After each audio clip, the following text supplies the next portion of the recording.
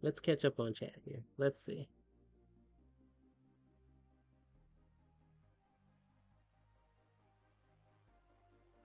Starting back from Fighting May. Starting back from that point.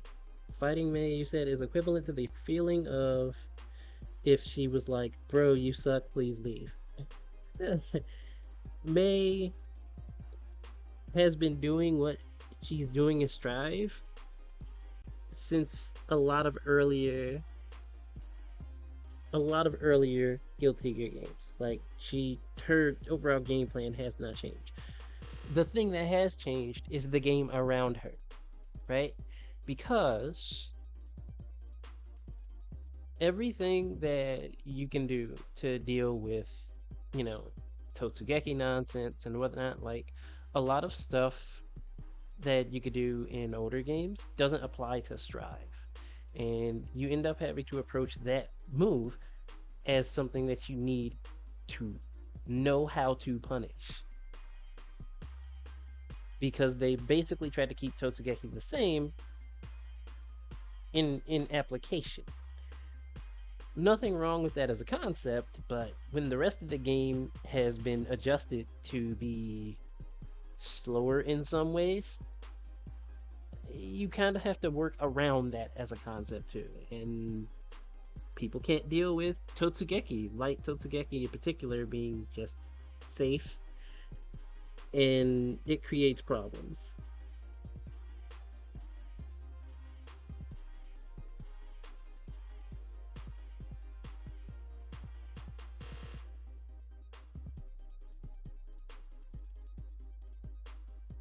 You know, some characters they have a direct answer. Some characters have a direct answer, right? If you block light Totsugeki, you actually recover fast enough to where if you have a quick enough button, you can just tag her. Whether she's still in the air or she's just hitting the ground, like your button is quick enough and has enough reach to just catch her. And now you've got a punish, right? But if you don't recognize that window, even if you just block that move, he does actually recover fast enough to where you have to be quick on the uptake. Some characters don't have that direct a punish. Some characters actually have to take a risk to deal with Totsugeki when they block it. And the problem with that is this in turn puts them in a situation that says, oh, I blocked Totsugeki, but is she going to actively press a button? Or is she going to wait and bait me out for trying to punish her with the one punish that I had?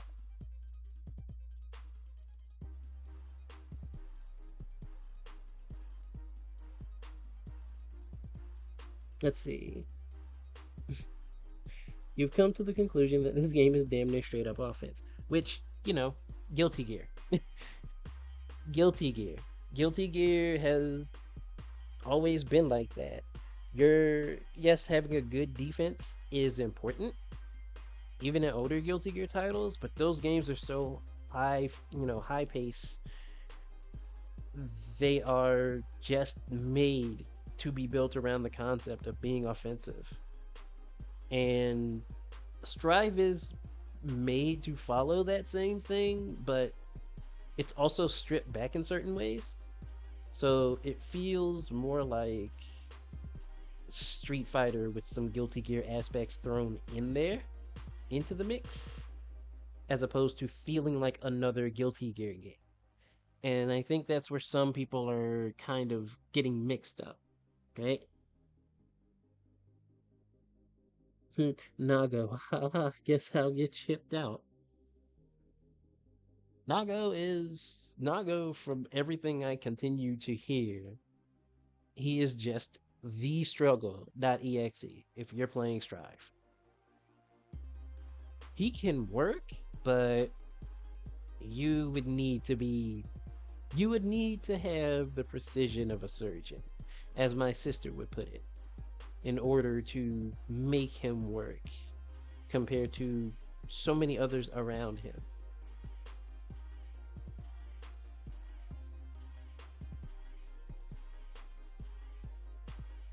Dead serious, by the way. You had to block for about 50 seconds straight. Lower than the lowest here. Do not let them lie to you. You will not hear the propaganda.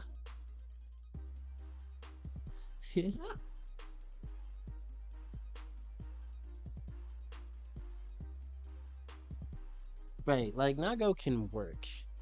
You know, you just have to know how to put in the work with the character. Does he have to struggle? Sure. But he is 100% capable of absolutely blitzing people if he understands his matchups and knows what he needs to do in certain spots. He's pretty gross in his own way. That character is hard, not bad. Right, exactly.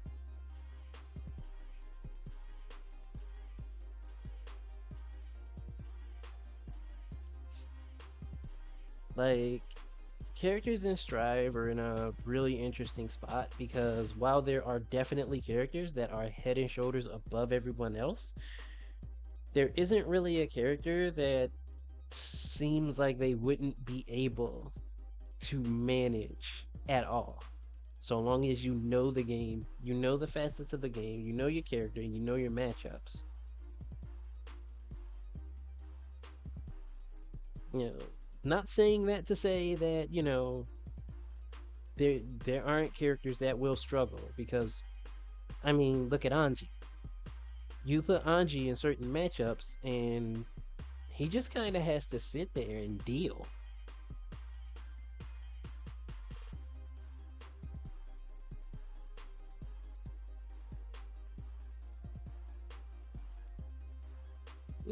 Chat calling me back.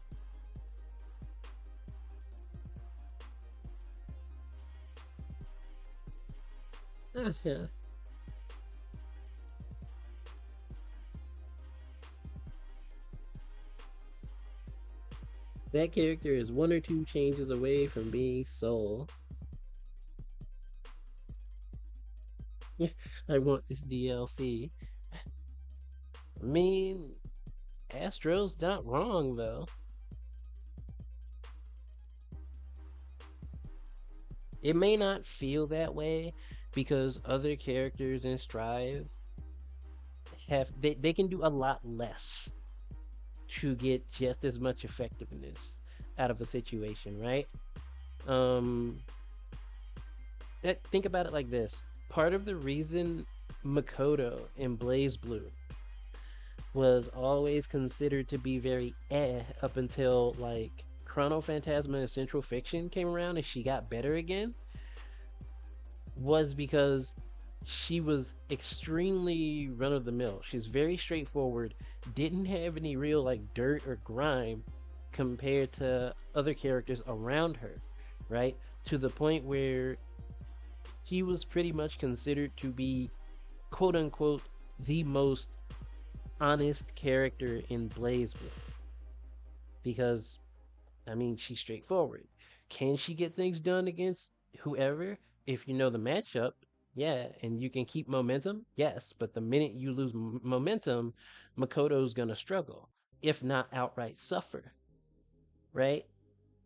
And taking that into account, there's so many characters in the roster that look at Makoto and they're like, okay, so you can do this, but I can do this better than you do it and more effectively.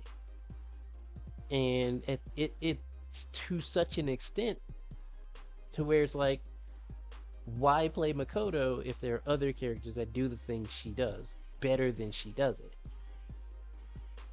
But does that make her necessarily bad? No.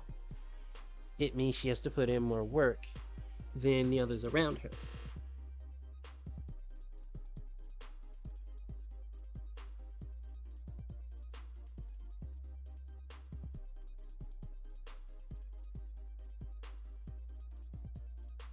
Let's see. You played Makoto when you first played BB. She's always been interesting to me. But, again, easy to admit that other characters can just do things better than she does them.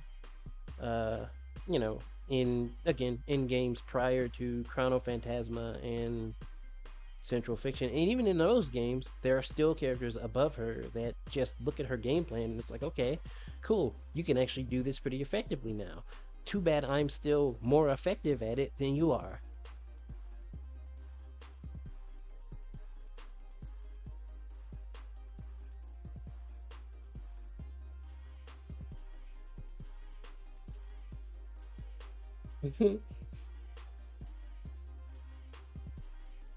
Hazama feels like a better Makoto, and you get to dance on opponents. Watching good Hazama play is actually really nutty to me. Like, that character actually takes a pretty good amount of precision.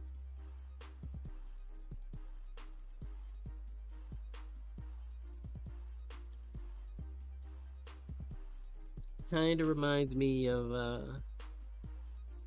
Charlotrat from Arcana Heart.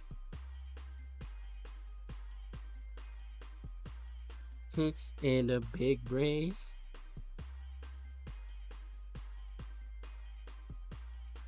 Have to be on point and not drop anything with Hazama. Hazama is sick. Like I said, I 100% like give props to people who can effectively play Hazama.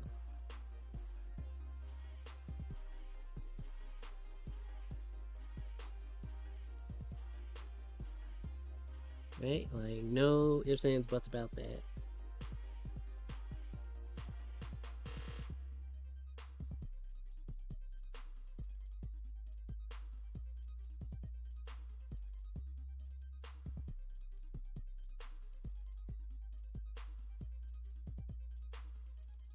Mhm.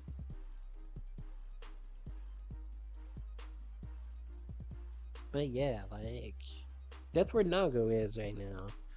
Nago's in the Makoto spot, where it's like, depending on the matchup, he's gonna have to struggle more than he will in other matchups. Um, and everything he does, he's gonna feel like he's gonna need to risk, or some cases it won't even be a feel like kind of thing.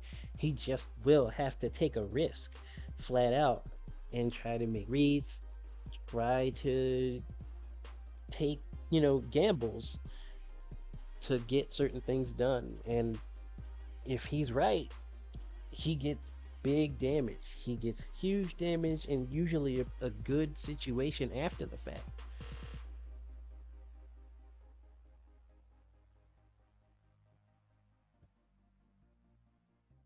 But if you're gonna have to micro dash 6 times in a combo, you'd rather play Kurogane. You either the oppressor or the oppressed. However, you're more or likely the oppressed.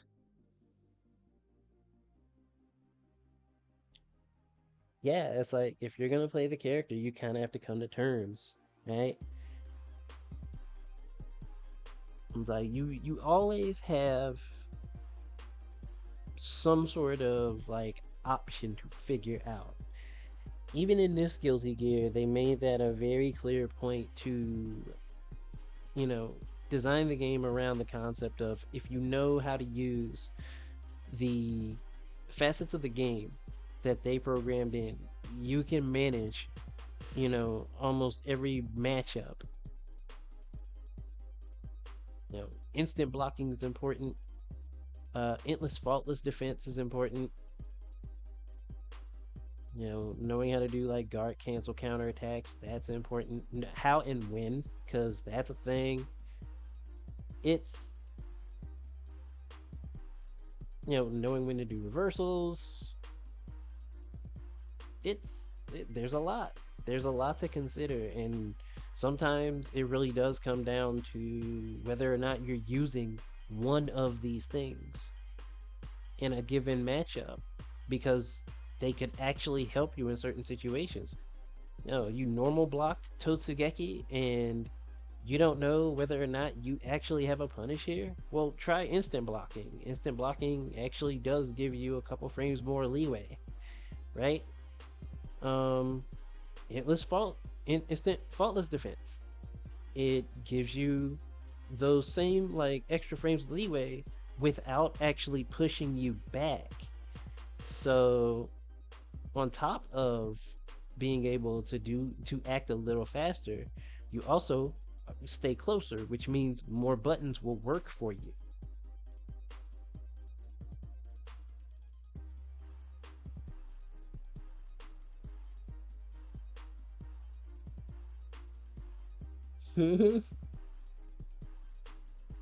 Why is the window 2 frames?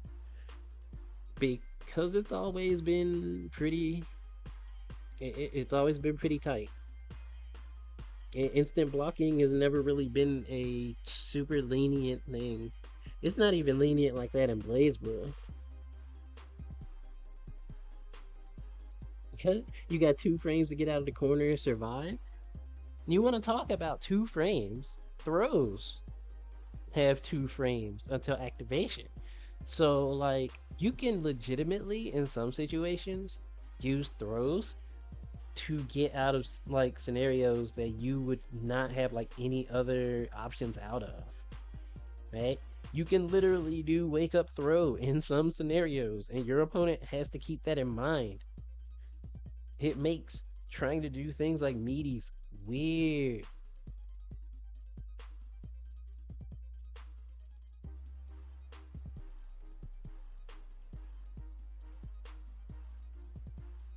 Got you out here trying to hit a just frame online.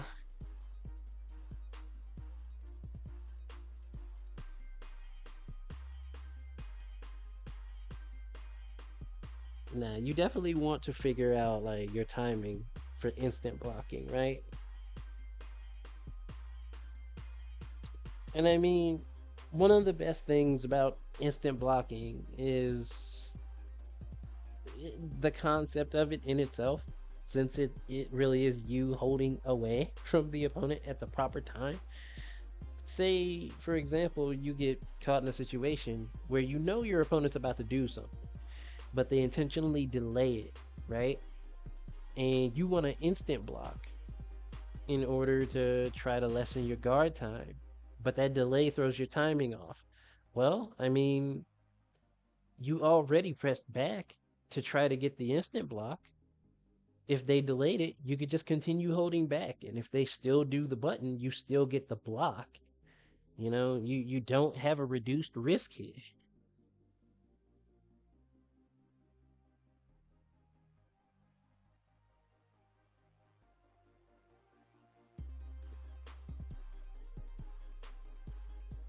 I'm gonna let y'all know what the priority throws have. Throws are a defensive mechanic in Strive. That being said, no part of not gonna dash is free. People just press a button and make you depressed. Even if you shorten it and throw out a normal, you're sure they'll win. So you see, your problem is this. What is your problem, Astro?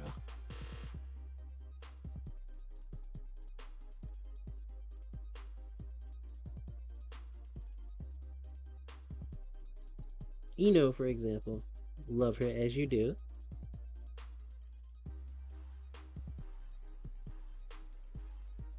Because Eno is still Eno.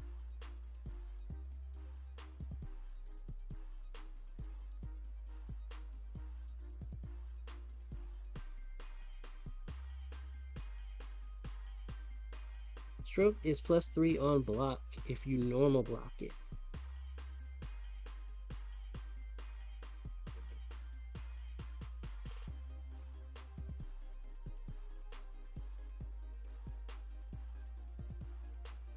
If you instant block, it's -2, so you can throw her. Yep, it's about right. Instant blocks will do you those favors. Which again, it makes it important to actually know how and when to instant block. You can throw her before it hits, but some people don't have that kind of reaction, right?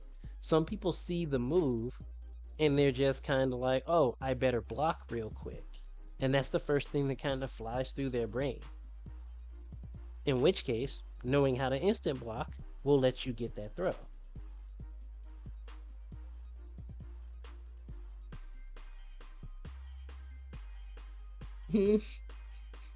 Y'all don't just throw your lives away with command dash in and throw. Whack. You said it right there. Throw your lives away. You already know what this is. If the gap for instant block was normal, you'd be able to do it consistently. You gotta smell the game.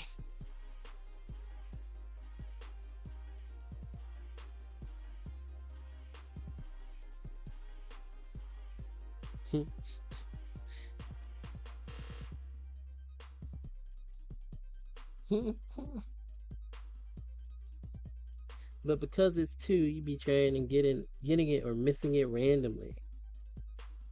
So you'd be confused. Yeah, that's why, that's why training mode's a good thing to do. Like, figure out, like, go into training mode. And of course, make your dummy and, like, figure out, like, strings and whatnot that does, right? That players tend to do. And record doing those strings. That way you can, like, kind of ready your brain to feel those out when they're happening in the moment, and then you can train yourself to react to them.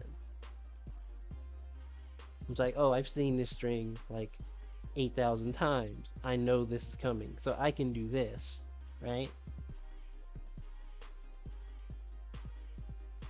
Let's see. Or you just be like, oh, hey, you're minus, but I was ready for you to be plus.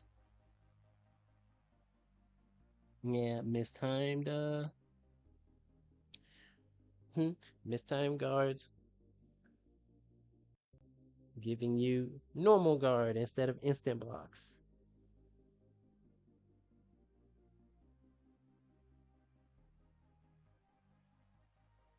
Or the other way around, when you get the instant block and you don't expect yourself to. Because as far as you knew, you were just holding the input anyway. And then you see that flash of white and it's like, oh, okay, wait, instant block. Time to adjust.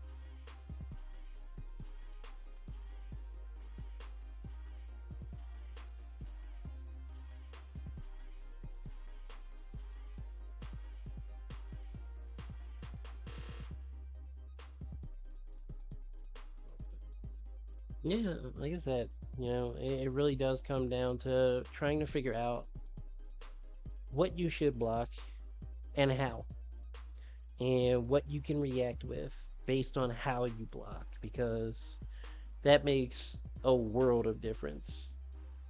It also helps in certain scenarios to figure out not only the buttons that you can use to punish things, but whether or not you need to do things with reversal timing. Souls, when they realize they can't vortex anymore and they leave. Let's see. Oh yeah, but because of player-to-player interactions being so different in how people delay or how often they do it, you try to tune yourself to react for instant block when you see the move start up. Which, that's fine. You're trying to be more reactionary, as opposed to getting yourself in a situation where you're autopiloting. And there's nothing wrong with that. That's what you tried to do with Kai's Dire Eclat, because you can kill him for that.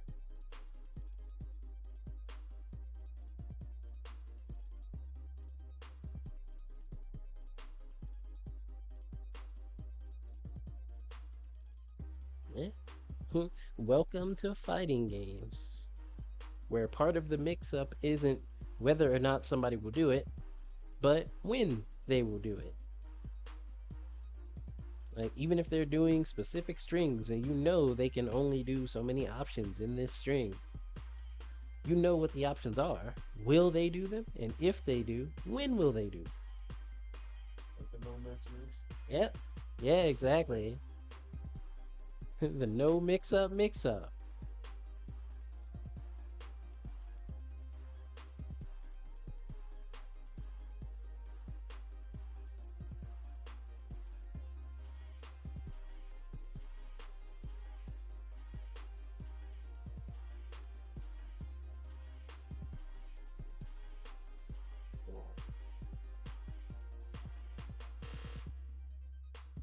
Oh, jeez.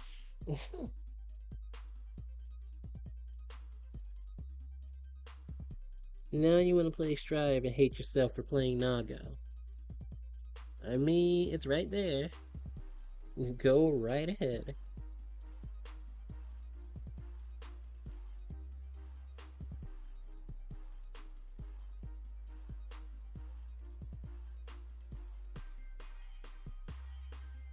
You know, that's it. Hopefully, though, like some of the stuff that we talked about is like giving some people some ideas here and there of some things that maybe they should practice or like try to understand a little bit better. Because, I mean, circling back around to like reversal timing, right? Like, if you're being oppressed by May, and she's like, I'm gonna do Totsugeki, and I'm gonna press a button after, or I'm just gonna do another Totsugeki, right? If you understand that your character has an answer to pretty much anything that she does off the back of a blocked Totsugeki that's not just a whale, right? Like, you understand that you can blow her up for pretty much anything that she would want to do off of a Totsugeki, right? And that in turn forces her to have to change things up. She has to actually try to mix you up once she forces you to block that. And that's where you get into the territory of both players trying to play mind games at the same time. And that's just rough.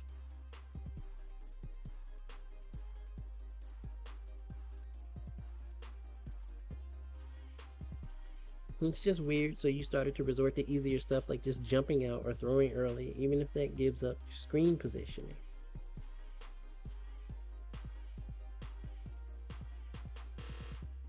The fact that she can Roman cancel her Totsugekis and get a projectile for additional mix. Yeah, yeah. But hey, that's Strive. Yeah, she's been doing that since Xrd and stuff. So that's not new for her. I'm gonna fly in and yellow Roman cancel off the back of this. And now I've got more mix up on my income.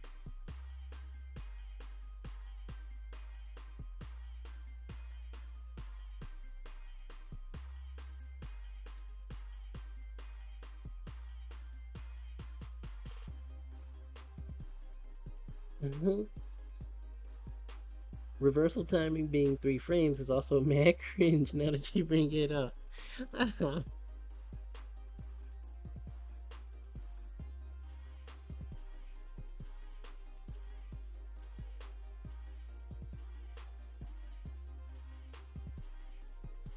Yeah, but I mean, even in regards to her having to like roaming, being able to roaming cancel and get additional options, she needs the meter to do that. Firstly, secondly, there's always the concept of does she want to spin that meter? You know, when is she doing that? Is she doing it because you are giving her all kinds of trouble just trying to open you up? Is she doing that just to mix you in general? Because health is low or whatever, or is it just a general thing that she's not afraid to take that risk on? She has to consider what she's using that resource for when she does that, and she's not always going to have that resource on hand.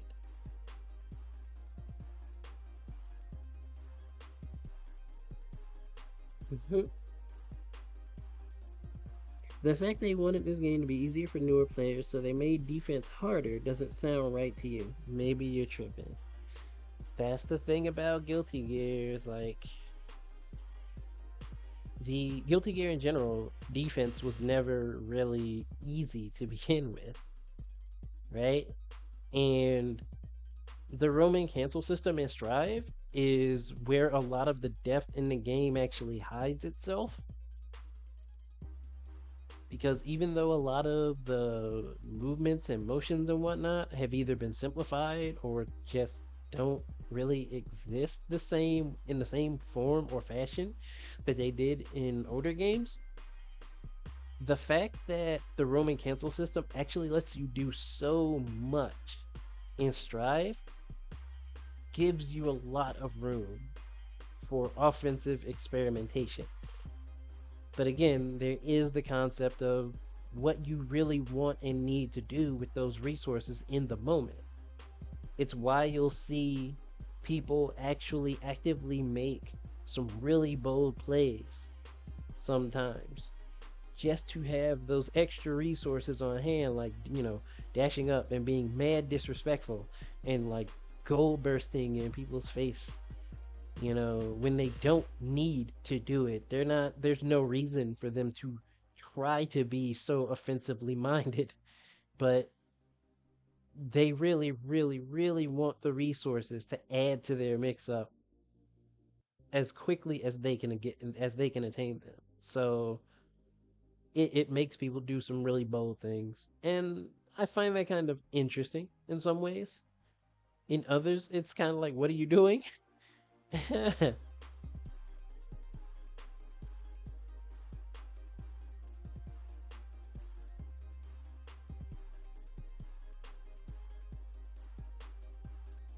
Drift roaming canceling sucks.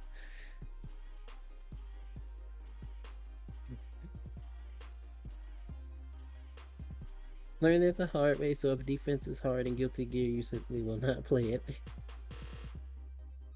Pretty much, you know what they say. Well, I mean, if you ain't making them block, they're making you block. Yeah, I mean, that's fighting games. That's fighting games. I mean, if you're not making them block, then I mean, either their defense sucks because they're not blocking, or you might need to work on yours because, hey, yeah.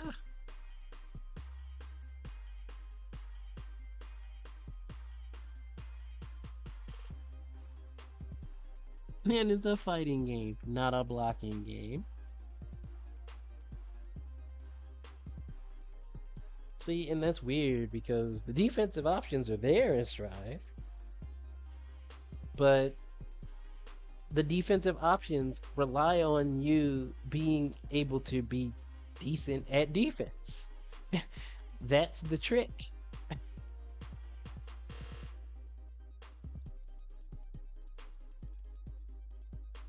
Nago Proverbs 12:31. You will be in thine block most matches. Learn thy punishments and Roman cancel systems.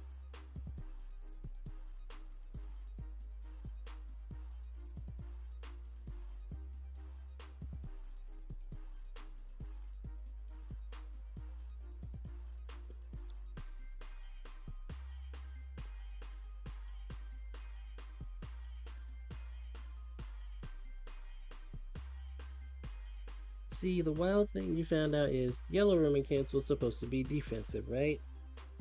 Like a 50-meter get off me. Nah. No. No. Yellow Roman cancel being defensive is that's a misconception. Cause like, especially if we're talking like Xrd slash Rev 2. No way. No way.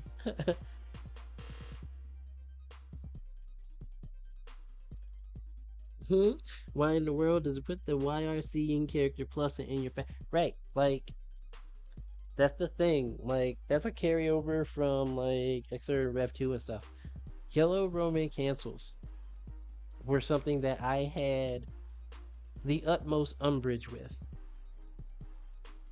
Even when I felt like I could use them myself, because like I was a jam player in Rev 2, right? I still did not really jive well with that system because it was like, oh, well, I can be doing a thing. I can be in the midst of doing something that should definitely be very punishable, right? But I can yellow Roman cancel in the midst of this thing, and all of a sudden, not only is it not punishable, but I get invul frames on top of that So it makes it A, not punishable, and B, gives me the ability to punish you in situations where I literally wouldn't have that as an option to begin with. And that's pretty gross for an overall mechanic to try to suss things out like that.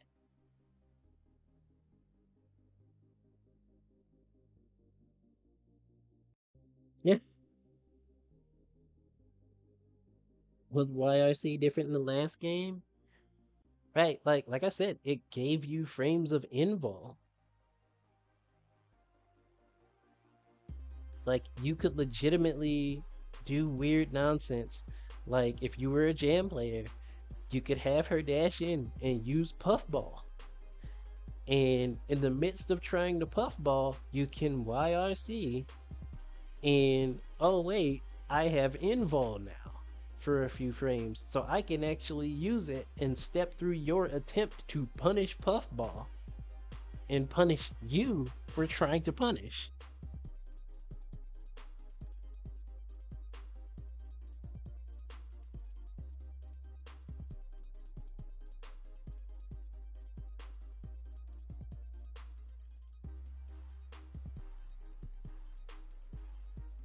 Sounds like a Strive PRC. And apparently Jam is on the season pass, so I've heard. I have heard. I am happy about that. Cause like let me actually explain something to you. I completely skipped over Guilty Gear Xrd. There were 6 characters that I played in prior Guilty Gear games, and literally not one of those characters showed up in Xrd, and I was just like, you know what? I'm fine. I'm fine. None of the characters in here interest me, so I'm fine. And then Revelator was announced, and they brought back Jam and Johnny, and I'm like, you know what? I'm here again. I'm here again.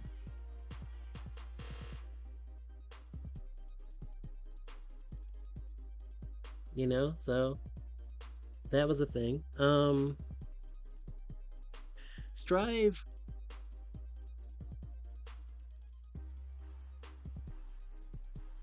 Yes, YRC back in the day was super crazy because it could delete neutral. Yeah, yep, exactly. YRC was definitely a weird one. Strive was in a similar boat with me initially until I played the first beta and like actually got time to like mess with Giovanna. Uh, from like everything that I had been seeing about Giovanna, I was like, you know what? I can rock with her, kinda, but I need to see how she plays. Like her overall design caught my attention and everything like that. Even though she looked like, you know, Guilty Gear's version of SNK's Vanessa. That was how she looked to me, right? But then she's all kicks and not all punches. So like, you know what? This is fine. This is fine. uh, so then I played her in the first beta, and I'm like, okay, I actually really do like the way she feels here. Hold on.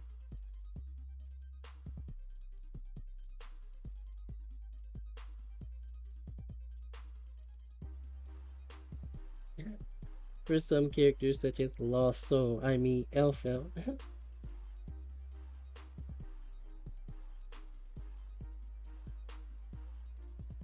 you found a really nasty side switch with Geo the other night. Ah, hopefully you recorded this.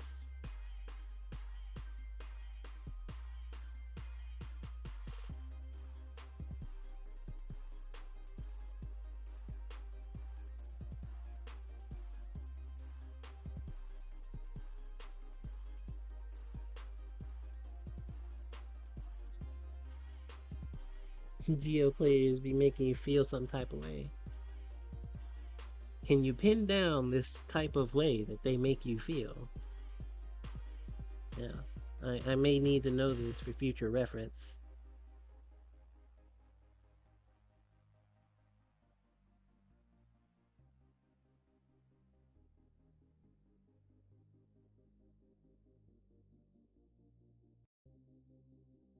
Oh, do tell. Please enlighten me. Enlighten the class.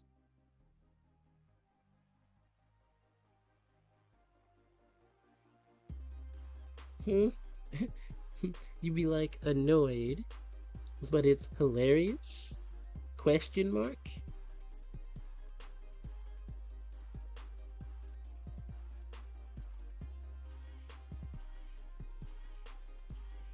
Need to lab more with her because she's really weird. Like, why can't she combo her dash cancel like so? Because she's not so.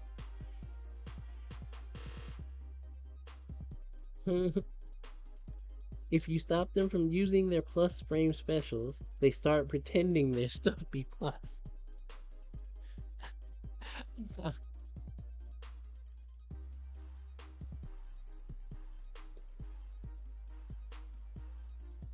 Nah, see, Giovanna mains.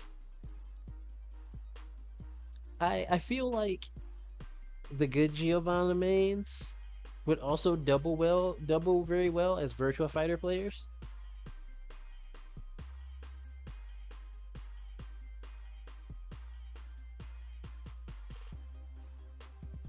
And the reason I say that is because the entire mindset of a solid Giovanna basically says, even though I know I'm not plus, I also know that you wouldn't expect me to try to disrespect you here. So I'm going to disrespect you here. And that's kind of the vibe that you have to have coming into Virtua Fighter. You can literally press a situation where you'll do something, and by all rights, you're negative on this thing that you did, right? And you know you're negative. Your opponent knows that you're negative, but you do your next action with the faith that they don't know what their punish is. They don't know what their proper punish is, or even if they do, they may not do it immediately, right? And from there, you start the mind game. You start the mix-up. That's kind of the same boat that Giovanna players, like the good Giovanna players especially, put people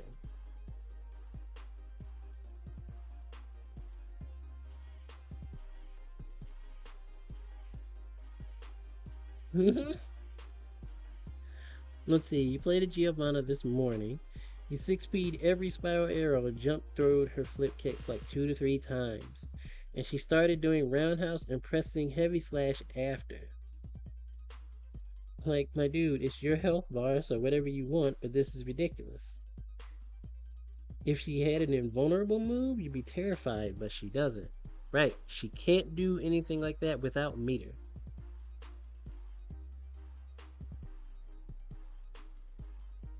Like, that's the only time she can take a risk like that, really. Geo Brain, I'm vanilla, but I have a hint of choco inside. I hope no one else knows.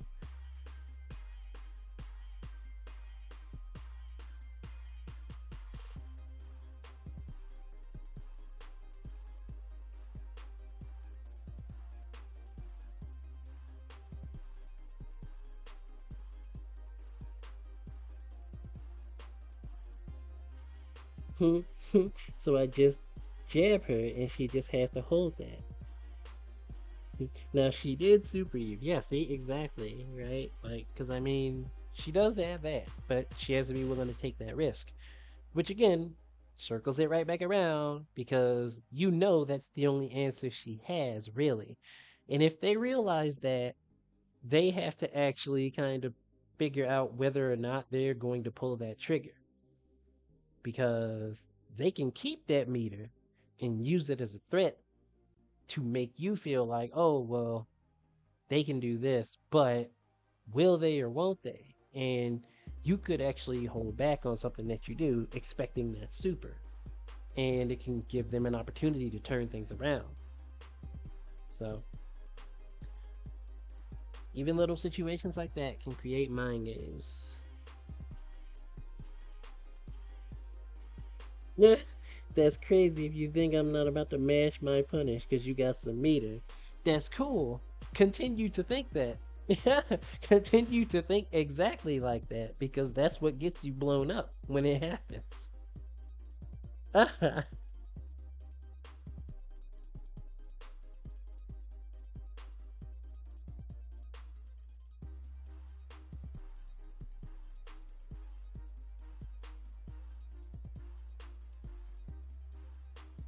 Yeah, it's always up to the player to recognize whether or not that risk is worth, right? Especially in Strive, where damage is naturally high. So it's like, yeah, she's gonna hit the super. Can I take the super? Sure, right? But oh wait, she actually has decent carry with her ground super, and now she's pushing me towards the wall. So it went from me taking maybe 35% damage to me crashing through the wall and losing legit half my health, or if not a little more. And because she sent me through the wall with the super, I'm also closer to the corner. Bless you. Which that's something that people need to actually look at too. You actually do push people closer to the corner after a wall break if the wall break is caused by a super. So like definitely like look at that positioning because you may have to play a lot less in the way of neutral after a wall break if you can get momentum again.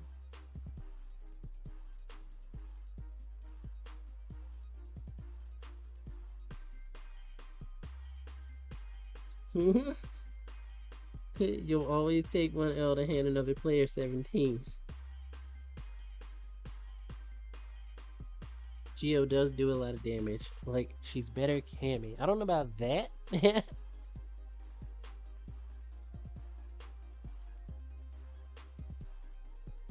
That's interesting to know. Do not know how to apply this knowledge yet. Hello, Hiberius.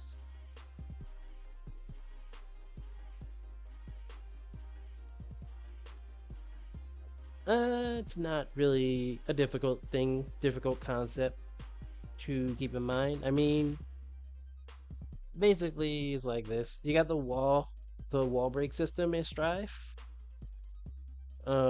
If you break someone through a wall with a normal attack, both characters land and they're pretty much in the center of the stage, right? So it basically resets things 100% to neutral. You could almost look at it like a round start situation, almost. Um, of course, there's the problem of the player who got the wall break gets increased meter gain, and of course the damage that gets done by the wall break. But that's not what we're talking about. um, Now, if you cause a wall break by hitting someone with a super, the victim of the wall break actually lands and they're closer to the corner instead of being in the center of the screen. So what that basically means is if you can come out of that wall break, that whole wall break animation, and you can get back on the offense without them really being able to move away from having their back to the wall, you can get them in the corner much more quickly. So, you're basically at like a much better positioning based advantage. Yeah, it's definitely me.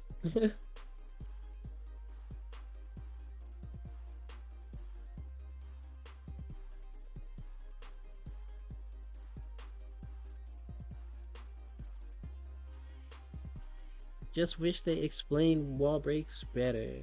Constantly broke through walls because you're a chump like that. Let's see. That's another thing, yes. When you break the wall with super, it's a hard knockdown. Yes.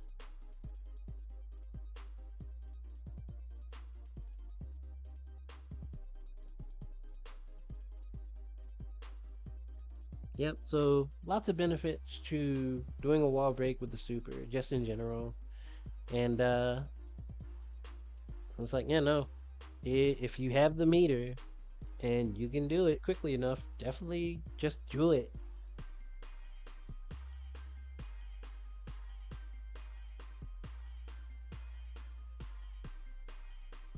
Akamatsu, how's it going?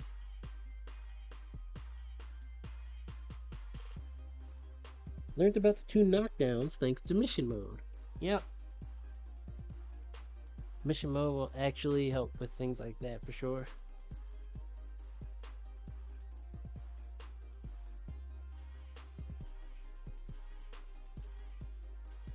You just got hired at a pizza place today.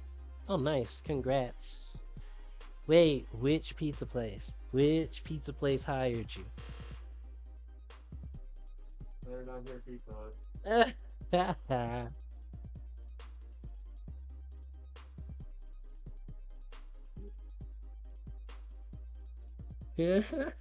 Hang on. Big Allura? I've never heard of it. I've actually never heard of that. Local. Yeah, that sounds like a local chain. That's cool though. Congrats on the job.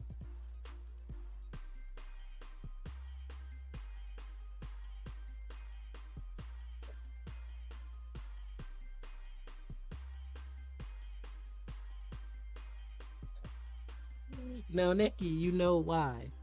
You know why that was a question.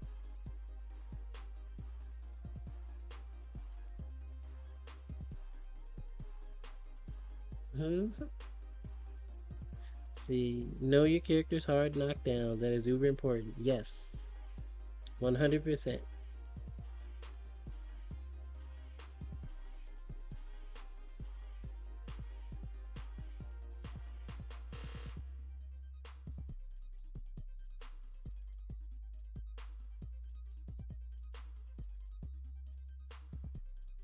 You remember when Naga's 6 heavy slash, heavy knockdown?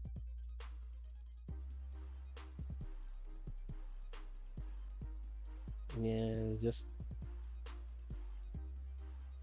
a lot of oof.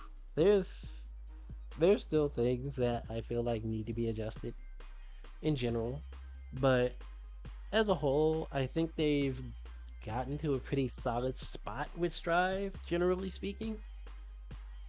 There's just a matter of, like I said before, like the game needing to figure out its identity. That's the big thing. Zato only has 2. They took it away from us. Sweep and super wall break. Why did they do this to me? No, look, listen, alright? Hold on. I want you to consider something. And I want you to think hard about this, right? Darkstalkers / Vampire Savior, right? Things that cause knockdown are very important in that game because there are tech rolls that you can do in Vampire Savior. You can also just stand up neutral, but you can tech roll left or right. And depending on how that is and who you play, you may need to know how to chase your opponent when they wake up so that you can keep up pressure, right? This makes knockdowns extremely important. Now, think about that as a concept, right? Think about the fact that knockdowns are made this important as a concept. Now imagine a character that says the only moves that they have to knock down are their supers and a single special move. Not even a sweep. Not even a sweep gives them a hard knockdown.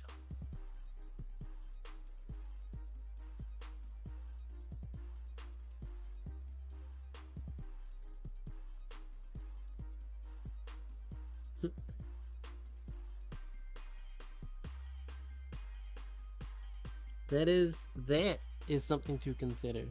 This is what they did to Jeddah in Vampire Savior. Does it make him any less effective? No. He can rush you down like nobody's business if you know what you're doing. That sounds like a bad character. As I was saying, like, he can actually be very oppressive if you know what you're doing with it, right? But that does hurt his game. Consider that they gave him a sweep.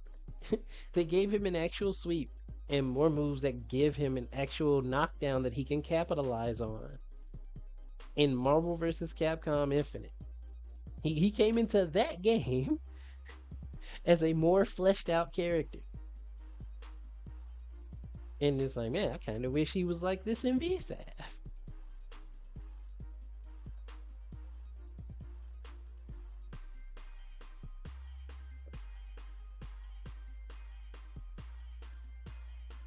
Nago is only as good as how not good the other guy is. Unless you're Fame where you're struggle god.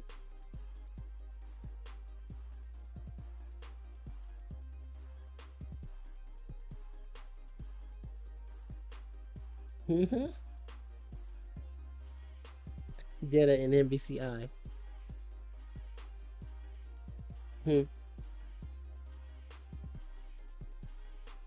MVCI Jetta is he's actually pretty crazy. He's actually pretty crazy, especially depending on who you have him teamed up with. That is gross.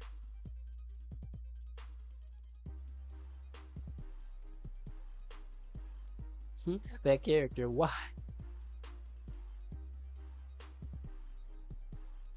He needed one appearance where he was just like really, really, really good.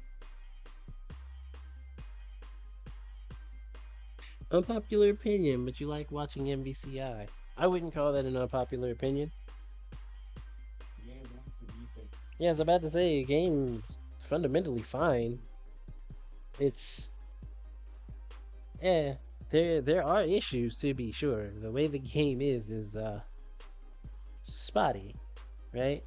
And of course, there's the other decisions that went into the way the game looks, the way character decisions were approached, the ever famous people just want functions argument.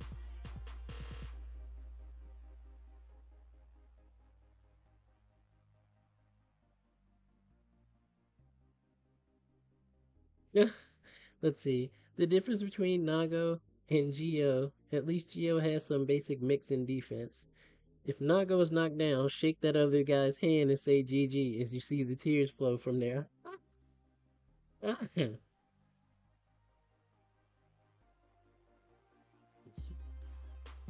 You play Jetta and Dante.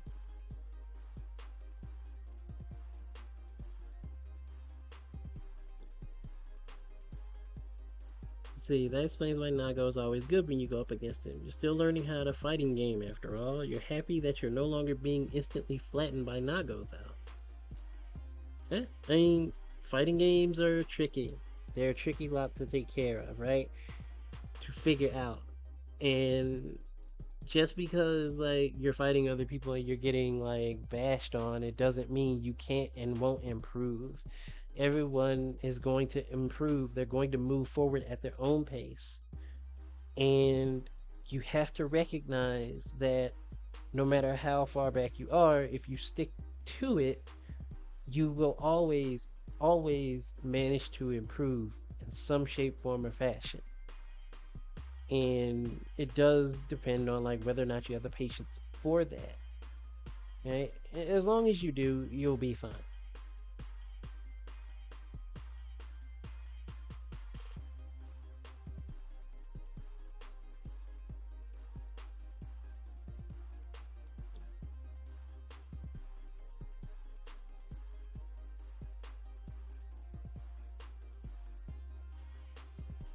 Losing doesn't mean you're bad. Right. Right, exactly. You know, people have to understand that. It's like if you lose to someone, keep in mind that they're probably better than you are because just general experience. You know, maybe they have better fundamentals or whatever, but that doesn't mean you can't get there to where they are and push forward in your own way. right?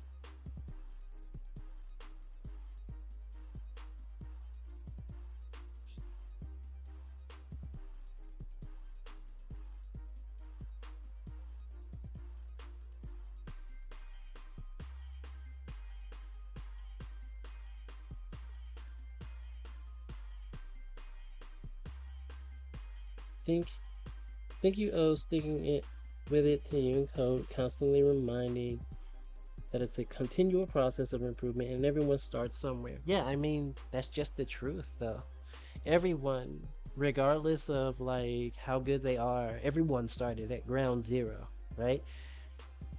Everybody. I don't care if you were Daigo, if you're Justin Wong, everyone has started at ground zero and had to improve from that. Obviously, people have different levels of improvement, different levels of understanding. They're going to come up. Some people are just going to come up faster than others. They're naturally more talented, more, inclined to learning and improving and understanding. But that doesn't mean you can't do that. Some people have to actively find, you know, their method for improving. You can sit and you can tell someone how to do things over and over, but if they don't actually mentally and physically understand how this thing works, all the explanations in the world, no matter how accurate, aren't going to do them any favors. On the flip side, you might have someone who you can show someone a visual for something for, right? And the visual is very clear, it's very concise, and it shows exactly what you need to do. But this person doesn't see what you see in this visual. At that point, maybe actually talking to them or showing them something in a written up format can actually help them learn.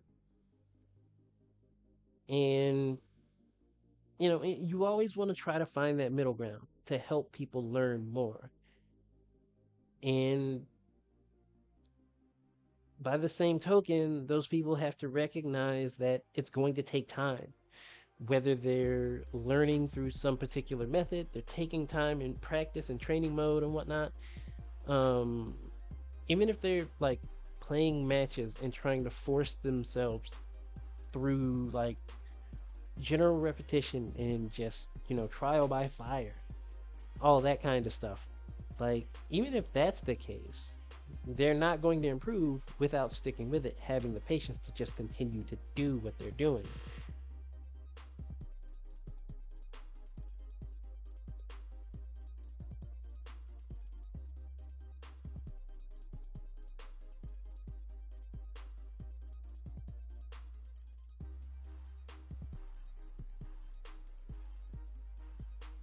Let's see, you're wondering about the ranking system in this game. Seems to be a large gap between the people you go up against on floor 4. Wait, if it doesn't mean you're bad, why does Strive keep kicking me downstairs to let me back up, only to kick me back down a flight of stairs?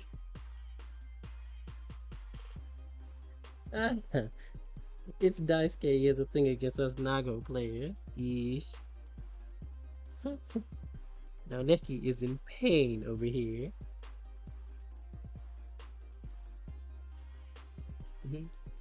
The higher floors you go, the deeper the understanding players are going to have. Yep. Exactly.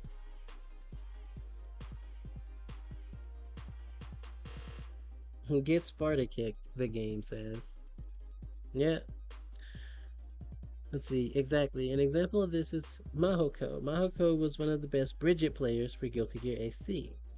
And he only learned the game by grinding the game, playing on Maniac against the CPU alone. He had no idea of most of the mechanics. He at the time understood the game through visuals.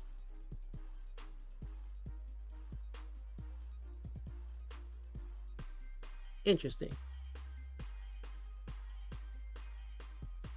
The difference between floor 5 and 6 is another big jump, as will be 9 and 10 to the celestial floor. Yeah, like, There are some people that like I've watched like friends streams and stuff, and like the number of people where it's like you'll get to a particular floor and then run into people that legitimately will be like, I don't belong on this floor is actually kind of staggering, right? Because they get there through just pure attrition. They're there and they've been playing the game, grinding the game, and winning matchups that they can win. Because that's another important factor too. You may run into someone who uses a character or whatever that might give you a problem, but you have a better matchup against that person as a player, and that can actually contribute to things like your ranking too. Because not everybody who is a character that typically annoys you is going to give you that matchup that annoys you.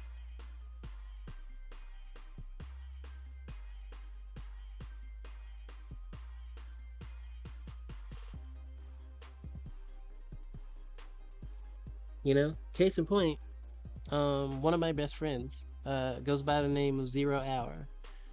Zero Hour, very strong player in like number of fighting games that we've played throughout the years. Um, the way that he plays or played Jin, Jin Kisaragi and BlazBlue, right? It made it very easy to deal with other Jin players that were of a certain level, right? You get a very good grasp of things that they might want to do, might want to try, etc., etc.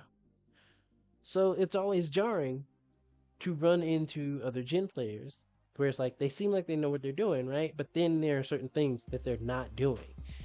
And you have to remind yourself, I'm not fighting this same matchup, right? I'm not fighting the same person. And things are going to be different. And you may have an easier time because of it. On the flip side, they might know some things that, Zero might not have known. And now all of a sudden I'm on the back foot because I need to adjust to that. And that's just fighting games. That's just fighting games.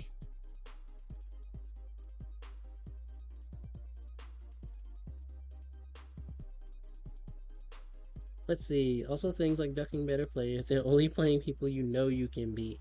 Yet, people do that too.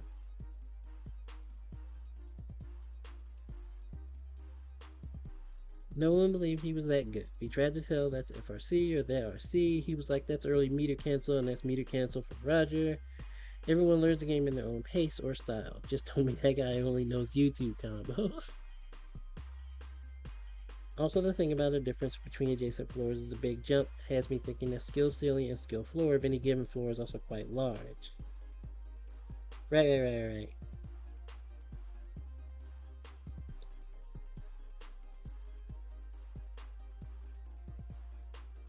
Jin can either be nutty AF or wave cancel monsters. Jin is sick. You hate fighting him, but he's sick. Yeah, the thing about the floors is another thing, right? Like, most of the people on particular floors are going to be around a certain skill level. That's why they're there. But again, you'll run into those people that are like, I don't deserve to be here. I kind of cheesed my way up here, or got lucky in some matchups, blah, blah, blah. And they themselves may not be able to handle some of the things that they're running into on that floor, right? So you have to actually keep in mind that, hey, people are still trying to progress, regardless of the fact that they're on that floor. It's like Virtua Fighter, where there's like various ranks that you have to fight your way up to if you're playing through ranked, right? And you can see people that are in certain ranks. They might have, the ranks of like Defender or Hunter or Raider, something like that. And the ranks imply that they're pretty skilled. Oh man, this person's a Raider / Hunter. And like in some ways, they do know what they're doing 100%, right? But then you can look at things that they do during the match and you can tell that they're not as on the ball as their rank would imply. And if you're good enough and you figure that out, well, then you can overcome them. And it kind of makes them having that rank, at least to you in the moment, not mean as much because you just reminded yourself, hey, they had to fight to get where they are. So the rank doesn't always explicitly imply skill.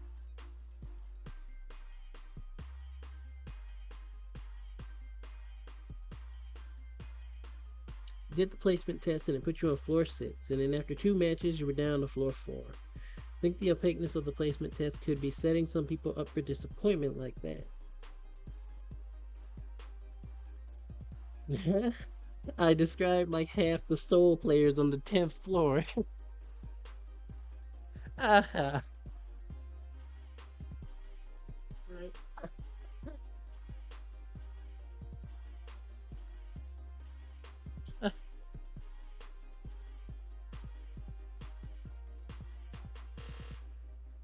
Feel like mid to top floors are like 5 through 7. 8 through VIP are like the high end players. Guilty Gear Strive does a good job of allowing people to climb if you get a couple of wins.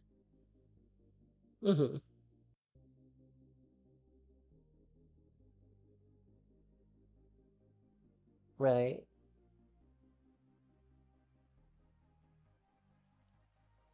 Yeah, depending on how I end up feeling off the back of this second COVID shot that like me and my roommate have to go get tomorrow. I'll probably actually start with Strive, like streaming Strive, because I haven't done any ranked at all myself. I've explicitly been saving it, so I'm like, whenever I start, I'm just gonna stream it, and we'll go from there. Like I am a lab monster, right? So we'll see where things go.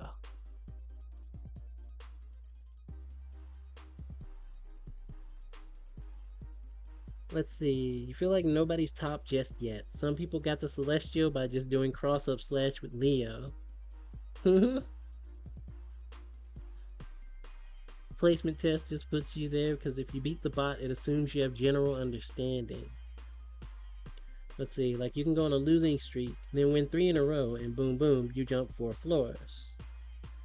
For context, during the beta, you think you did as well in the placement test, but the attendant lack of knowledge, you have no idea what happened differently each time.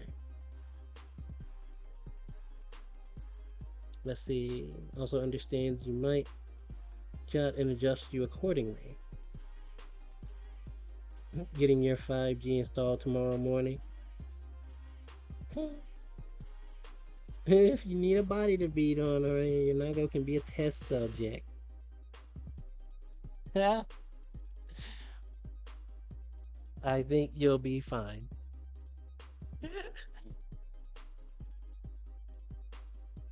I think you'll be fine now, Neki. I think you don't give yourself enough credit.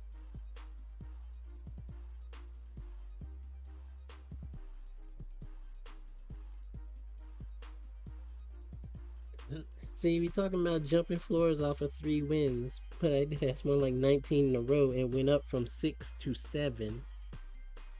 Which in turn implies what happened, between those floors. What happened before that streak of wins that you got that only bumped you up 1 floor.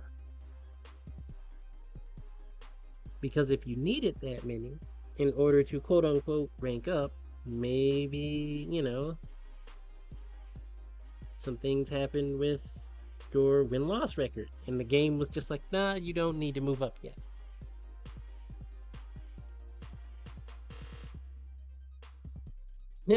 Reject humanity, return to Totsugeki. Iron Monkey? Nah, not monkey, return to Totsugeki. That's different. Right? I guess. Waterman. Water monkey. Yeah, Waterman. Those are like your first games. Ooh. But so yeah, I just want to play the character I like.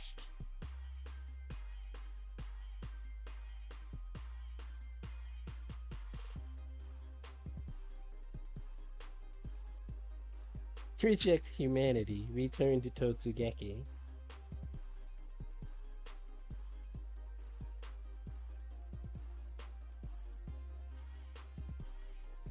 That's you. Like,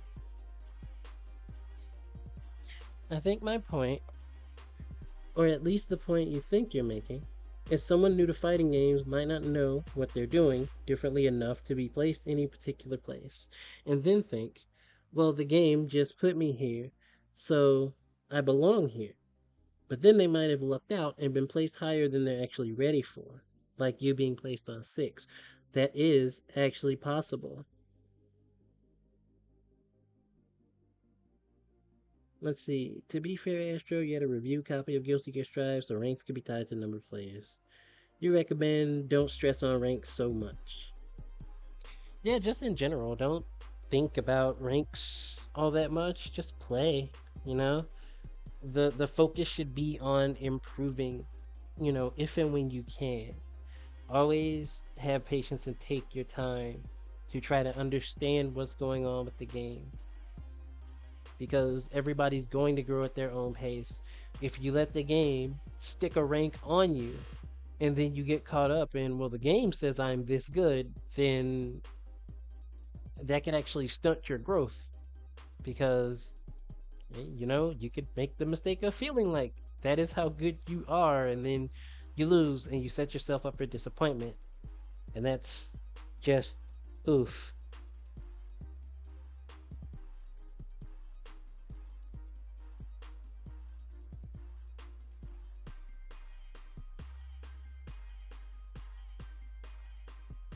It's a necessary evil of ranking systems. Yeah. Yeah, I mean, again, some people you just have to remember, you're going to move at your own pace.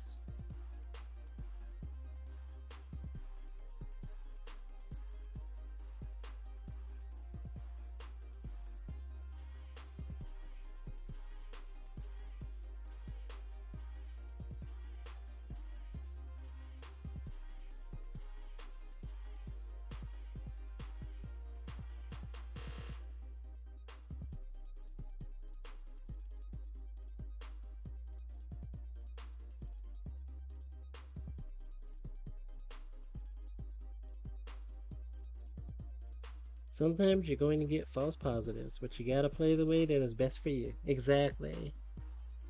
Yeah, you understand, and that's good. IMO rank stress is what killed Overwatch. Then again, that game was hyper competitive, and tryhards breed toxic / bad behavior. Yes, yeah, understatement, my roommate says. Yeah.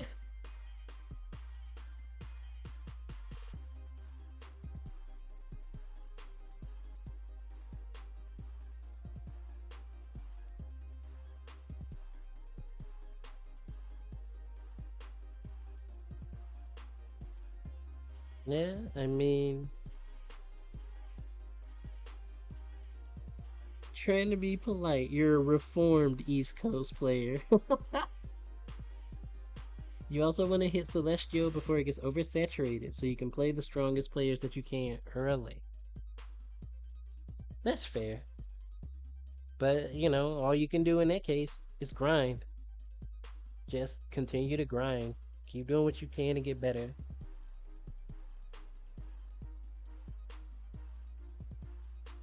In your particular instance, you got placed on floor 6 and instantly thought, nope, this is too high for me. You're still learning. Let me get moved to the floor you settle on and have fun. Yeah. Yeah. Because like Lost Soul, Lord Knight, Peppery Slash, and Fame just be chilling there. Yep. Yeah. Definitely understand why you would want to like get there and get like the highest challenge that you can. For sure.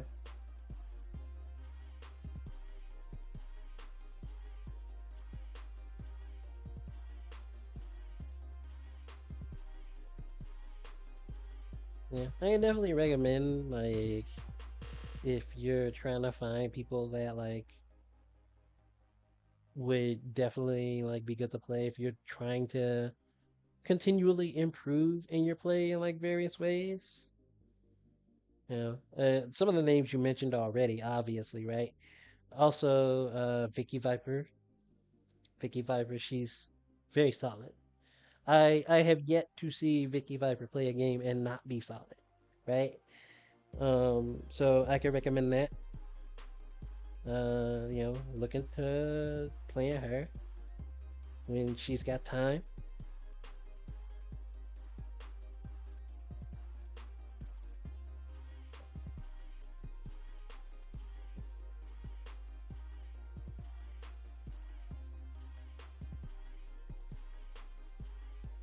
Yeah.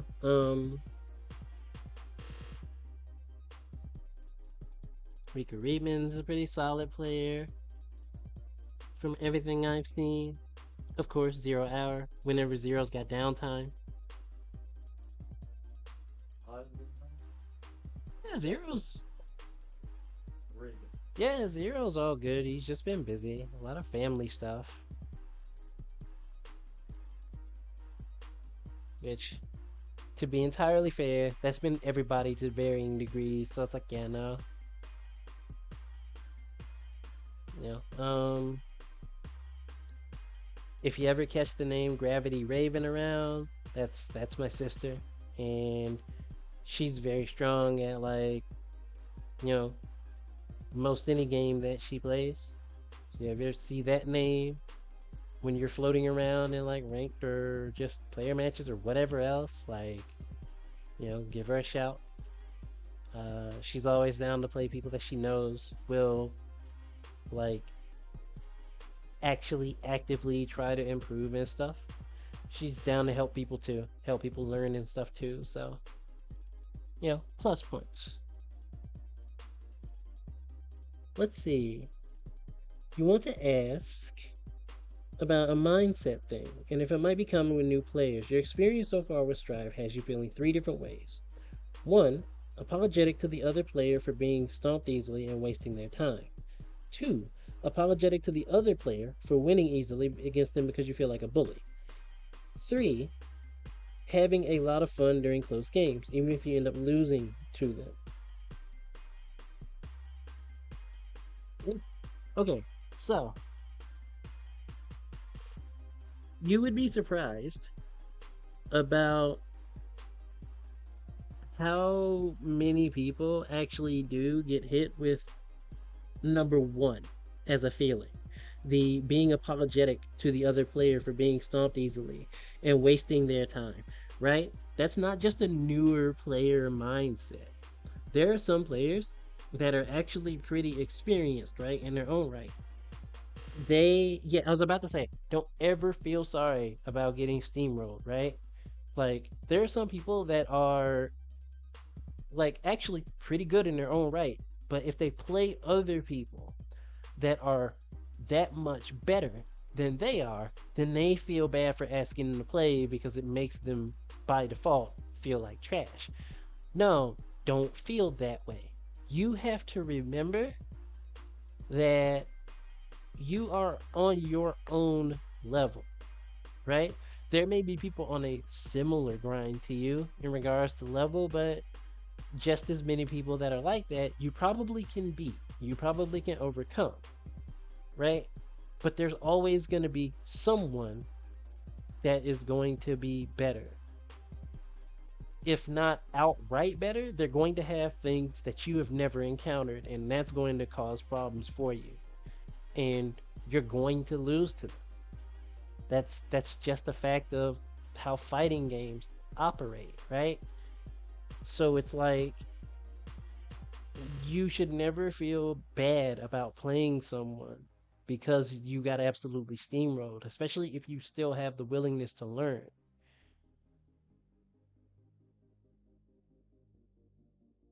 It's something you should also take into account if you and them have come to the agreement that, like, you two are going to play matches, right? At that point, they've accepted that you two are playing. They're not gonna be concerned about the fact that you're just stacking up L's and they're stacking up W's. if you ask to play, they're probably are very understanding that you're trying to improve. So, like, having that mindset is in turn going to be kind of detrimental.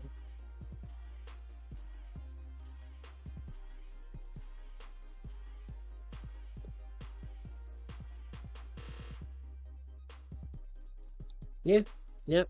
What Astro said. Exactly. You know, Guilty Gear, it's gonna happen. A good player never has throwaway sets. They always use game time to look, innovate, explore, and improve. So you're helping them too. Exactly. Exactly the point. If you're playing against someone and you're just like continuously winning, right? Chances are you're not going to be paying attention to that W and L ratio. You're going to start actively, if you're the better player, you're going to start actively trying to experiment during matches to see what you can and can't do in certain situations, to see what you can take away from it. So it's like, yeah, no, hey, you can definitely get in that spot where you are still getting stuff, like new information out of it, right?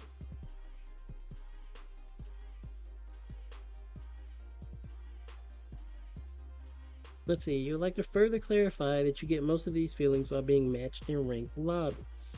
You played a friend who was much more skilled than you are, and it was an absolute blast. You lost every match, often quite badly, but it was just fun.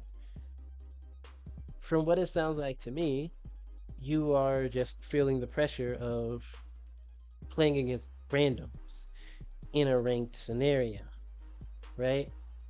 Um, in which case, that's a little harder to suss out because you can't keep the concept in mind that a random is going to feel a particular, whether or not a random is going to feel a particular way about playing against you. Someone that they don't know, right? You can't really feel like you're wasting their time because you're both going into rank. This is a decision, a conscious decision that you're both making, right? So no one has a reason to feel apologetic because you're both going into this into rank willingly.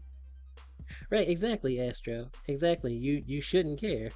You both made that decision. You kind of put yourself in that position.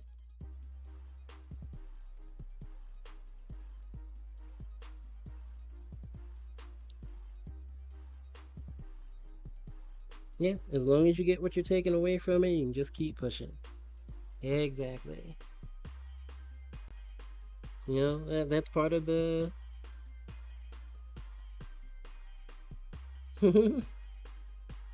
You are literally that Tim and Eric mind blown gift right now. And above else, they're random. Yeah, exactly. Because it was like, if they're random, you're probably not going to run into them again anyway. You're probably not going to run into them. You're probably never going to talk to them. So just do what you do and just play.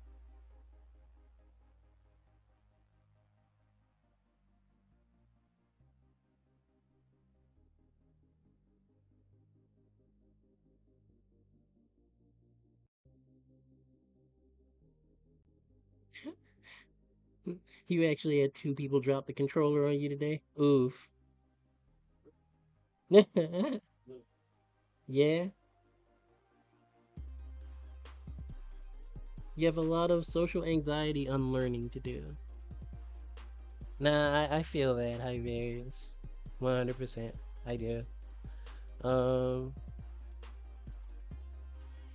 you've seen it a lot, I'm sure. I have talked a lot about my social anxiety issues and stuff, so it is what it is.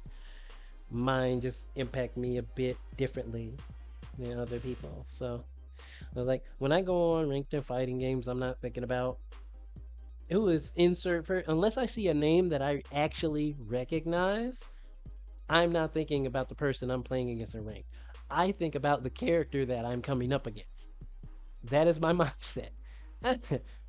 It's to the point where, like, if you were to go back and look at my Virtual Fighter matches, right, from prior streams, there were times where I would run into someone and I would have to actively ask, wait, is that the same Sarah that I fought before? Is that the same Jackie that I fought before? Because I'm not looking at names, I'm looking at the character.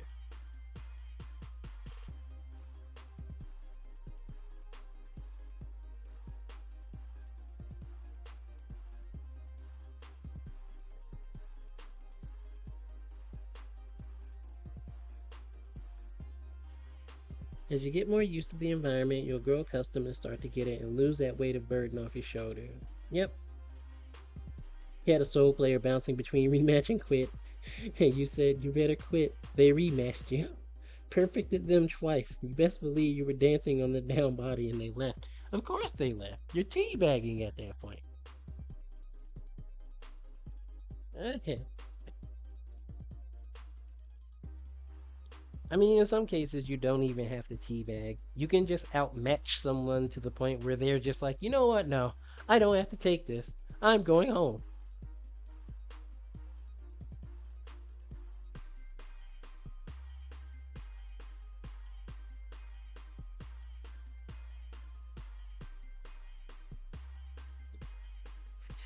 You dang right I was.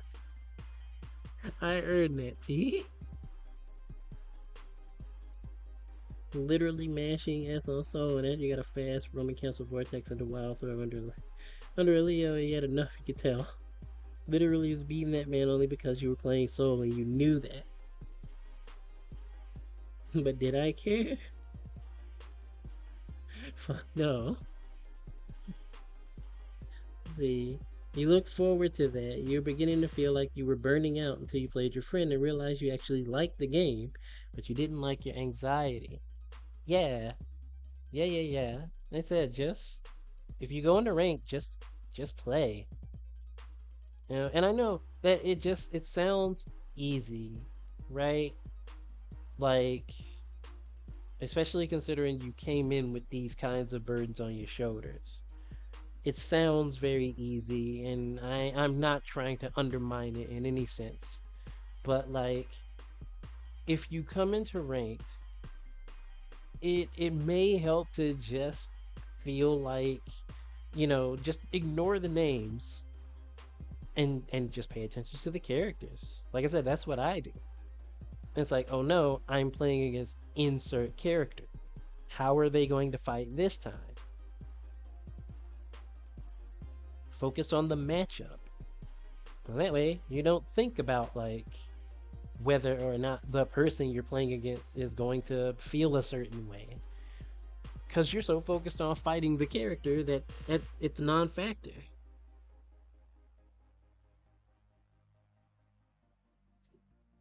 Bless you.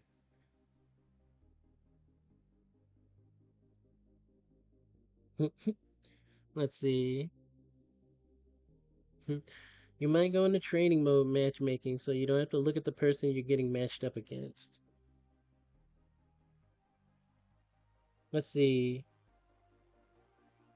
Don't do it. It'll kick you out about 5 matches in because you queued too much. That's a weird quirk with the system. That is actually actively against what the system is meant to do. So, what? Yeesh, Arxis, fix your stuff.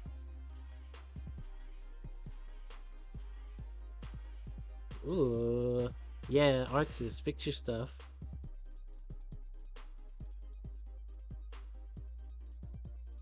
Yeah, that's an Arxis. That's an Arxis problem then in that case.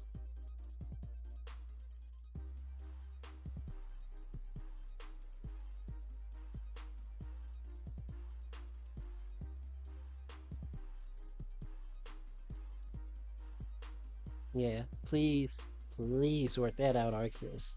Ooh.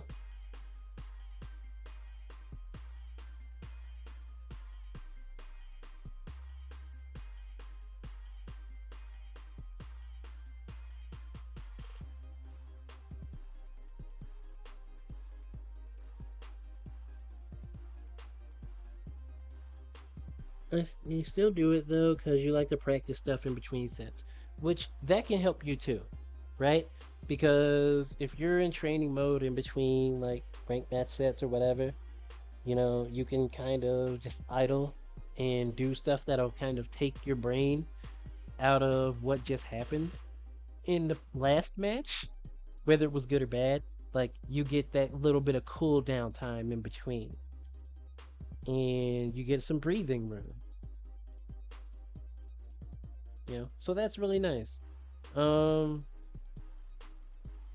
I think that's part of what Virtual Fighter 5 Ultimate Showdown does really well with the ability to watch rank matches on the main menu. Be- yeah, yeah, yeah. Like my roommate calls it free content. Um, if you're in the midst of like looking for rank matches or whatever, and you need a bit of a breather to like get your mind together, you can just back out of the rank search and just sit on the main menu and watch some matches. And you get that time to kind of get your head together without taking yourself out of the game, because you still get something to focus on, right? So I think that's a really cool feature.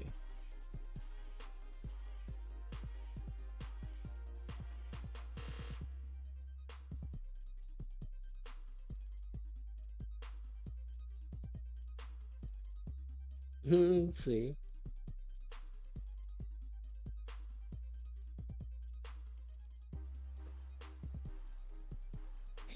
Uh, Hive, they're probably trying to avoid all the poisonous and lethal animals and insects in Australia. Jesus.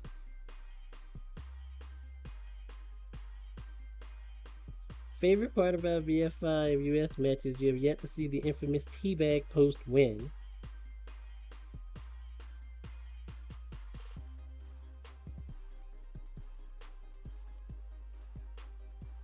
Not funeral web, Astro. Funnel web.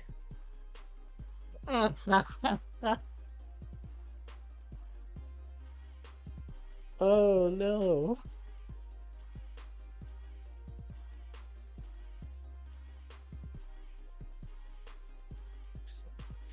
Funeral web sounds like a testament move.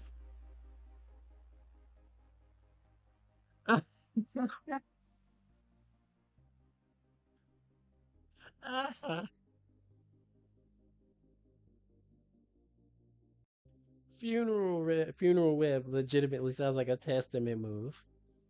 I expect if they ever bring Testament back, he needs to have an attack called Funeral Web.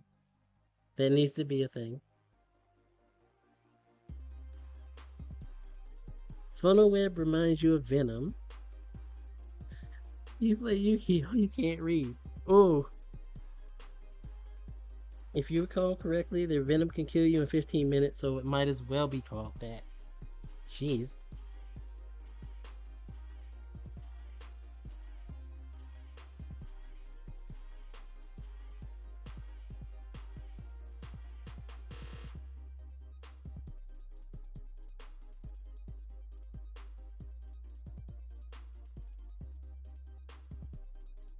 Sounds like a Byakuya move.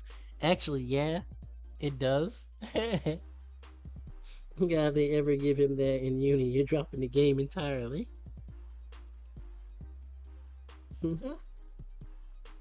If you piss them off, they will chase you. Whoa.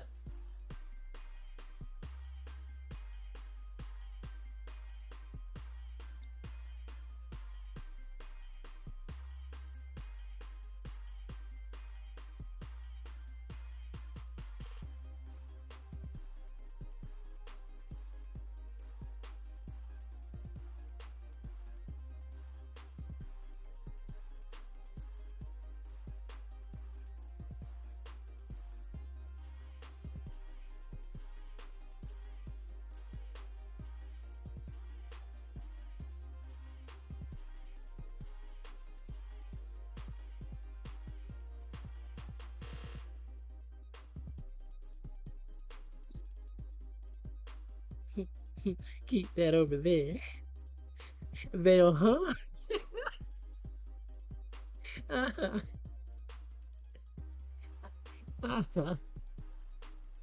Don't come to Sydney. They're native to the area. You won't find me there, period. Yep, there are places that have spiders that can make webs powerful enough to catch like flying animals. Not insects, but like large birds and stuff. There are some spiders that make webs that are stronger than steel. Like, what? Why?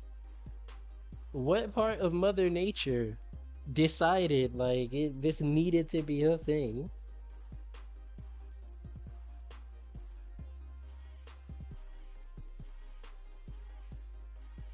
Birds, snakes. Yeah, exactly.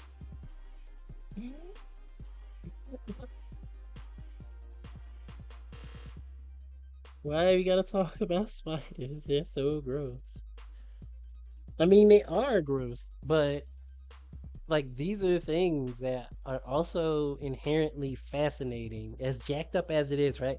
As much as you would look at a spider like that and be like, no, I don't want it near me, like it's crazy to consider there are spiders that are like literally bigger than hubcaps. There are spiders that can grip birds, snakes, and other large animals in webs. There are spiders that create webbing that are bigger. That their webbing is like tougher than steel, and it's like what? What? Who pissed off Mother Nature? Who pissed off Mother Nature?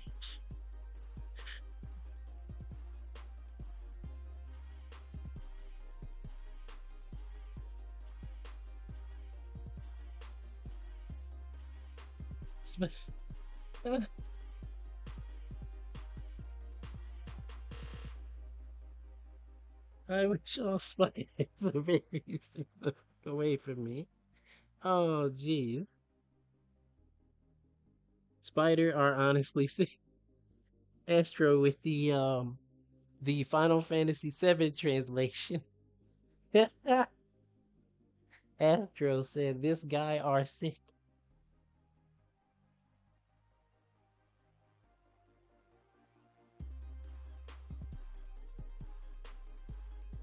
I'm in the Industrial Revolution.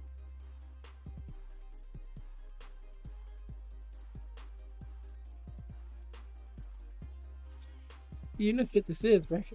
This is one of those genie wishes where there's a horrible, unforeseeable consequence to the wish. There is. Because now Nitschke could be like, I wish all spiders are very stay the fuck away from me. And you know what? They would. They would stay away from you. But what about everybody else?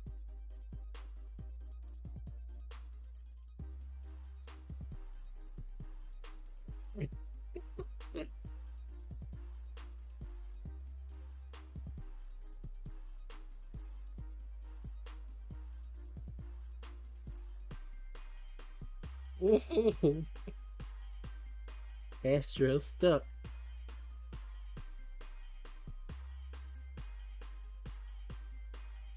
Like, I wish there was silk stronger than steel. Done. And you know, there would be. And guess what? You're wearing it, and now you can't walk.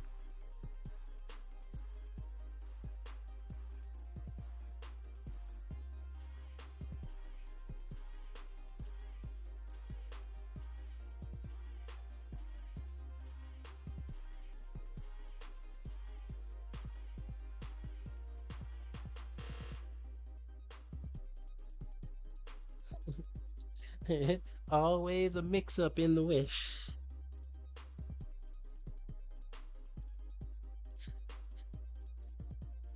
Now, Nikki said, I hate spiders with a disaster of passion. Now, Nikki hates spiders so much that they turned into a Mayflame.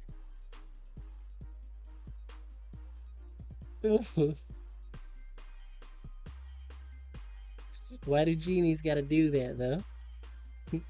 White, can you save us from ourselves? I mean, yeah, You kind of walked into that situation on your own.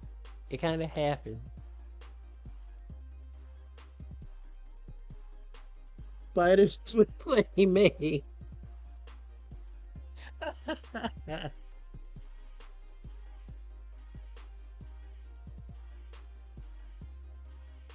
May players have 8 appendages naturally. Spiders would play Soul. What did I think of E3?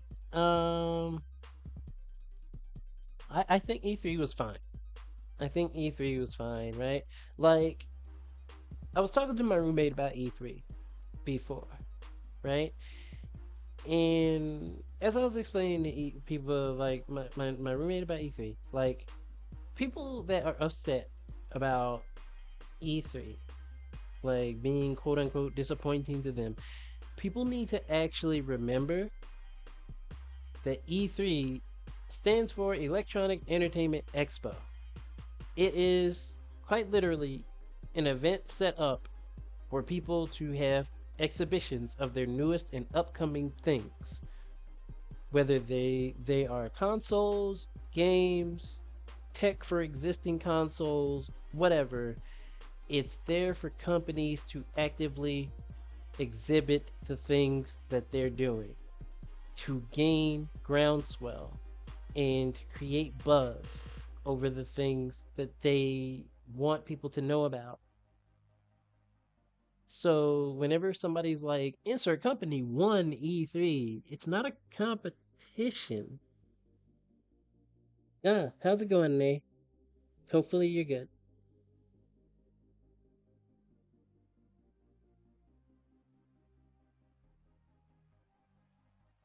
Yes, and to gain investors. Exactly.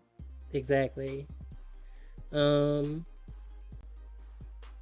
yeah, like E3 is not a competition, right? Like if you watch E3 and you are disappointed by what you saw at E3, especially as a consumer, you have the right to feel disappointed, yes, but don't look at it as something you should take out on the people who hold the event, and especially don't look at it as, man, this company is really faltering right now. What are they doing? Right? Because you also have to remember E3 is a singular point in the year. Yes, it is like it is a big like stage for people to have an exhibition of upcoming things that they want people to be excited for, right? And to get themselves in a better position in the eyes of the public and in the eyes of investors.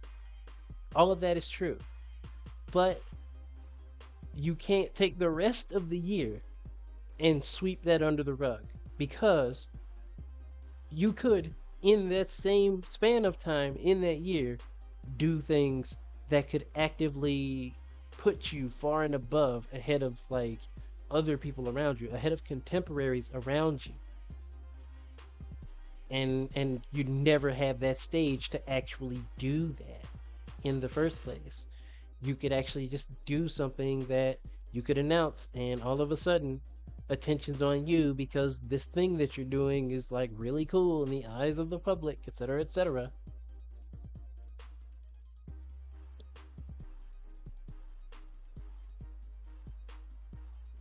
The X1 E3 really started during the later years of console wars, when gaming sites started reporting in real time about games and consoles exclusively.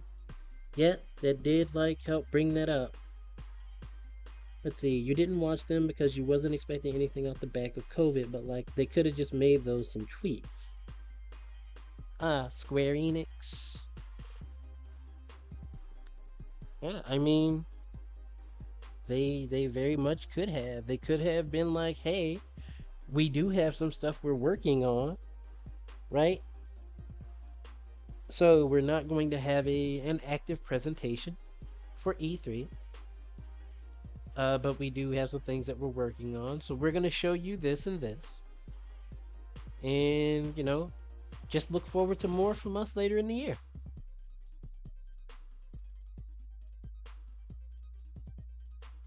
That's why I say right there, like if you're a consumer and you feel disappointed by some of the things you saw in E3, you're 100%, you're within your right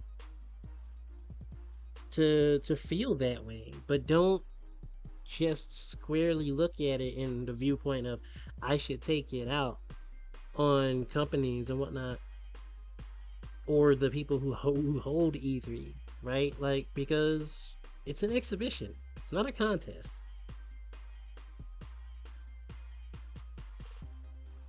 Let's see, it didn't help that it was Square Enix US, not Square Enix JP, when honestly, Square Enix JP is much more interesting to you. Also, hello, Floppable Cat. I think this is like the second time I've seen you in my stream, like ever.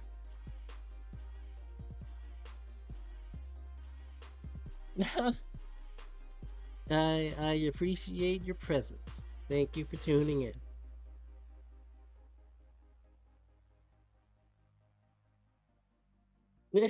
Floppable Cat. Yeah, they're cool people.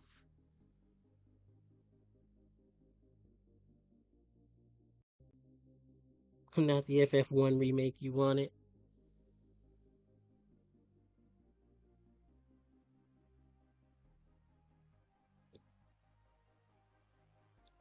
Yeah, yeah, yeah. But there's one thing, like, you also have to consider that they themselves knew that there was going to be backlash based on what they showed, because they made their Twitter private for a while. They protected their tweets because they already had known, like, there was going to be backlash. You wanted an Octopath Traveler type beat.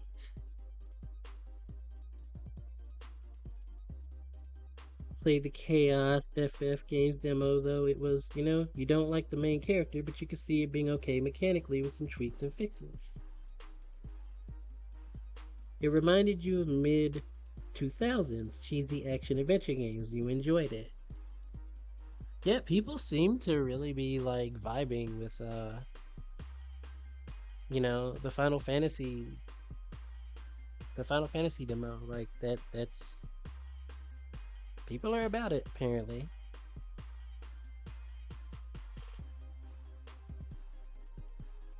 Them protecting their tweets was the funniest thing of the week. Let's see, you can't be too mad. It looks good, just really wanted a Octopath engine FF sprites.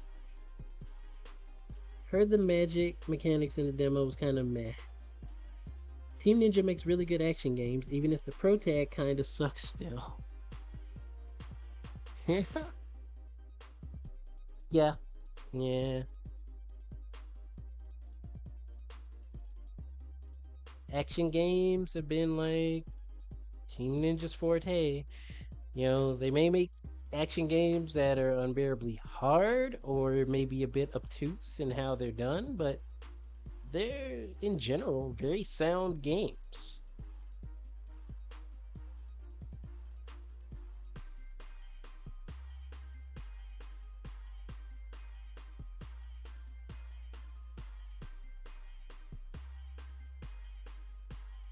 Ain't their fault the pro tags like that.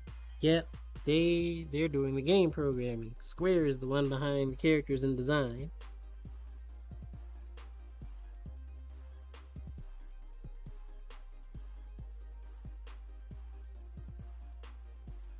Magic isn't particularly great. It's a very melee-like game. Neo 2 is, to you, action game perfection. And you know what? To you, that is what matters. To you. Like if that's where you find your enjoyment in that, in that cloud, like, hey, you do you, right? I can appreciate that because you're not looking at other stuff and being like, man, this just isn't good or it doesn't measure up. Like, no, you just got the most enjoyment out of Neo 2 by comparison. And that's just kind of how it is for some people.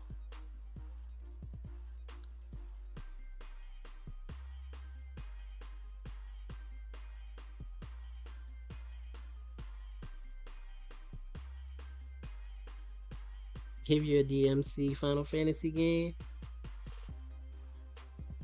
is half expecting DMC Final Fantasy.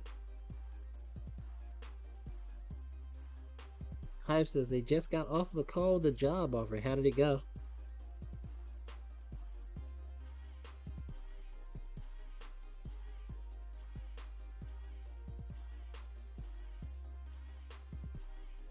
Let's see. When it works, it legitimately feels like FF Souls, which is really nice. Yeah, definitely good luck to Hive with that.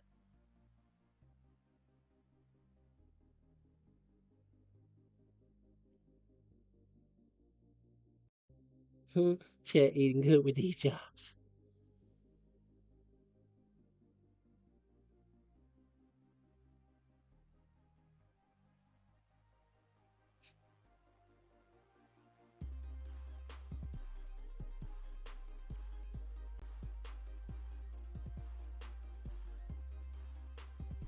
Very good. You're going to see how much notice you need to give. It's 2 weeks notice. You'll be starting on the 5th of July.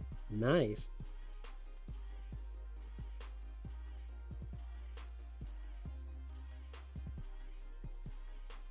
Nice.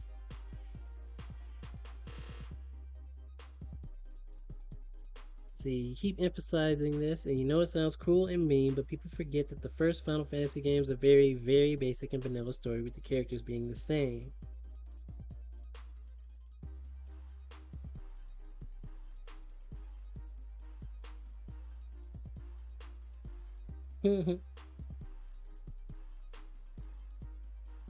Yeah, congrats, Hive. Definitely congrats.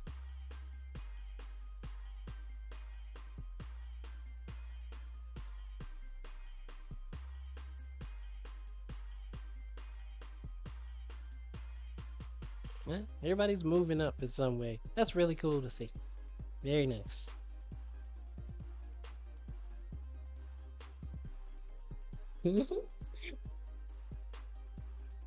No, Nikki said, let me point my garbage, Jeppes.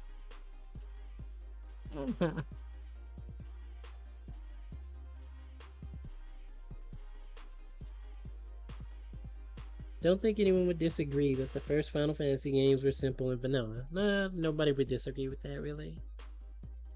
I don't think so either. Then again, Final Fantasy was kind of one of the early console JRPGs, so they sort of wrote at least some of the pages in the book. Yep, that's something somebody, like, people actually forget too. Heck, even Capcom got their start in RPG stuff thanks to Square. Because people tend to forget that the first Breath of Fire had Square's hands in it.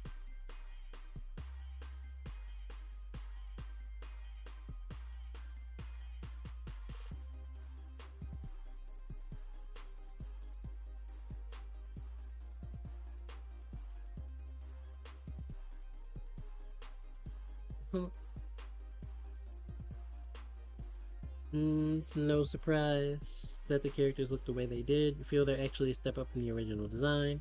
Final Fantasy you find works better as an aesthetic and a collection of signifiers. If they do a good job with the Souls like Final Fantasy, you see no problem with it being called a Final Fantasy game. You just kinda hate Jack.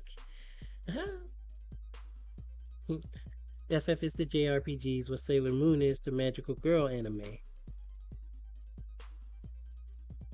Yeah. Yeah, I could see it. I could see it.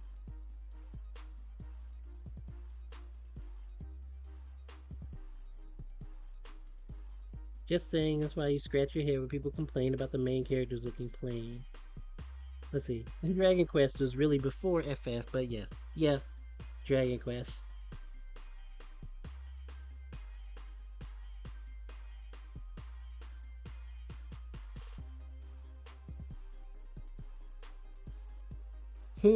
Capcom is very lazy. They are. I continuously tell people that say, "Man, I wish Capcom would do this." The first thing that's usually out of my mouth is, "Yeah, that would be nice, but that would require Capcom to actually do work."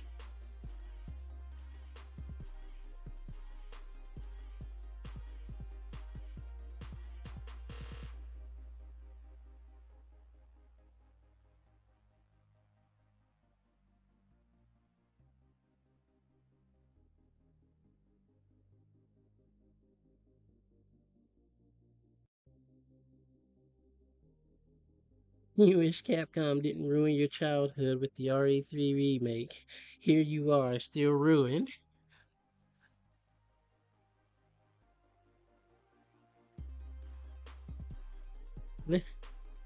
Now this key sounds like being ruined is the occupation.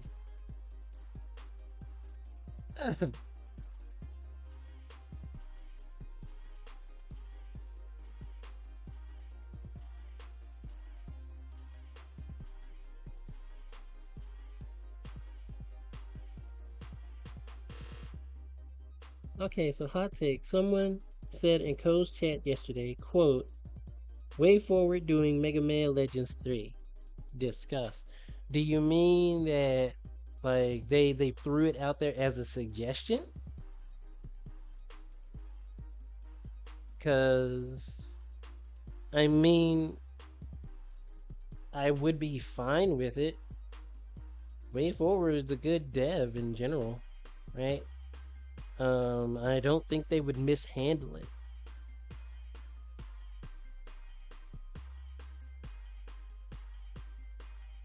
Right. Right, exactly. Like, I don't think they would mishandle it. They've had a good track record when it comes to just general game design as a whole. So, yeah, I think it would be fine.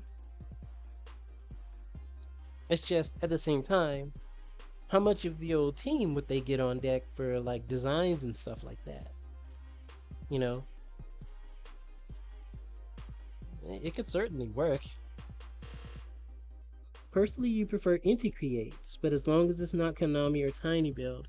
The only reason I would push against Inti Creates being the ones to do a Mega Man Legends type game is because Mega Man Legends is primarily 3D, right? And as good as Inti Creates is, the vast majority of what Inti Creates does is 2D based.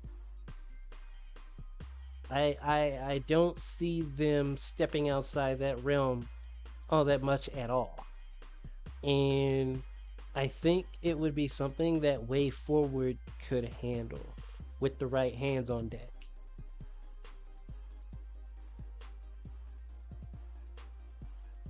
That's why I said with the right hands on deck, because they could. They haven't had a lot of experience, but they've had experience. Um,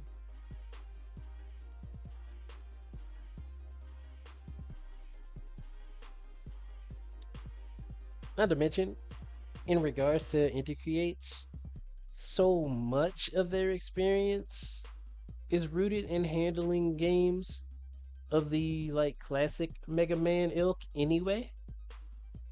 As it is, that like I think that while they would be able to handle it, it would take them much more time to actually figure that kind of stuff out. Whereas you could compare them to Way Forward, who, even in the vein of like doing games of varying genres, they've had a lot of things that they've done, even under their own umbrella, where they work with things that are like from the same series, the same IP sector, like Shantae. If you pay attention to the way the Shantae games are, each Shantae game is handled differently. You may have one that plays more like a Mega Man game, where it's just platforming and, you know, stages that you have to go through. Then you have another that's done in the style of a Metroidvania, where you got maps and you got things you gotta go and get so you can open up paths to go somewhere else and do this other thing. You have stuff, you have beat 'em ups, River City Girls, and things of that nature. They're all over the board, right? So really with Way Forward, it would really come down to how they can handle developing in the engines they're tasked to develop with, right? I think they would be able to do it. They have the experience on deck. It would just come down to how they can handle what they're given to, you know, use.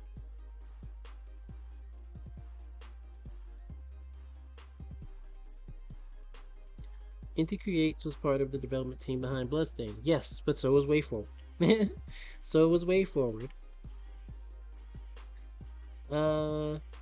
Inti Creates was involved in Bloodstained. Inti Creates is honestly a perfectly good studio. It's just that Mighty Number 9 wasn't good.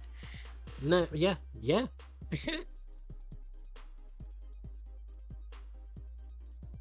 Inti Creates has this one really obscure 3D action game. It was their first release. Yep, yep, yep. Maybe they should team up again for Mega Man Legends 3. Yeah. Yeah, yeah, yeah. Way forward to Inti Creates.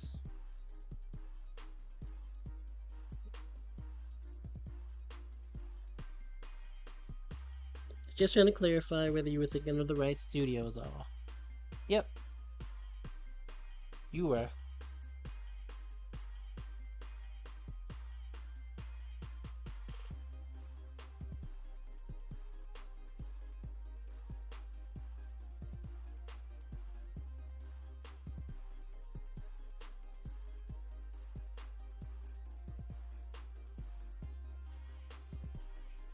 "1998's Speed Powered Gun Bike. Picked it up by chance that year. See, that game was Galgun. It's a 3D rail shooter.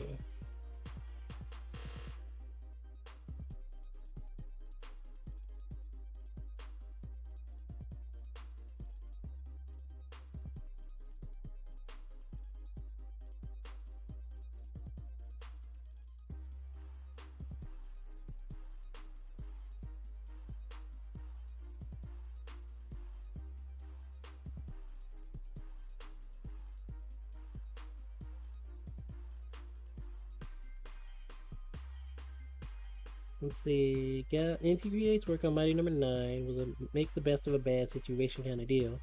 Wasn't it? How many SKUs did that game have? Let's see. Galgun sounds familiar. It was absolutely make the best of a bad situation. Galgun is the one where you shoot schoolgirls with some kind of non-lethal love gun thing. I couldn't tell you. I've seen Galgun, but like I've never played it. So the premise is lost on me.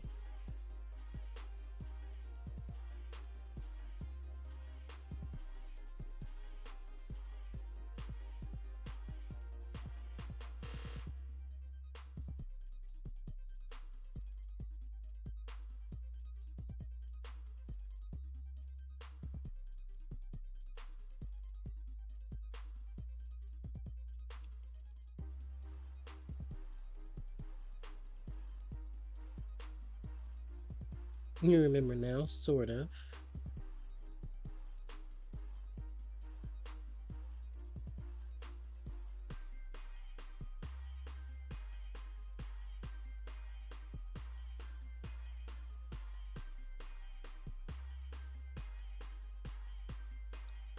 Oh, okay. You don't blame NT for Mighty Number 9. They were following the directions of Inafune. A tool is only as good as the wielder. Yeah, and there were multiple directives given for Mighty Number 9 that were questionable. So, oof. Oof is the proper word for this.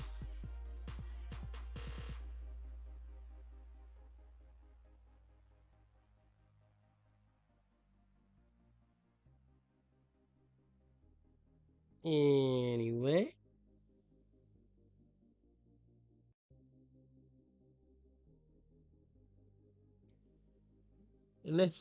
Now Neki out here trying to get now Neki trying to get their sword retracted. uh okay. It's 11 p.m. here. And I'm definitely gonna need to rest soon to be ready for tomorrow for the second vaccine shot. So that's a thing, right?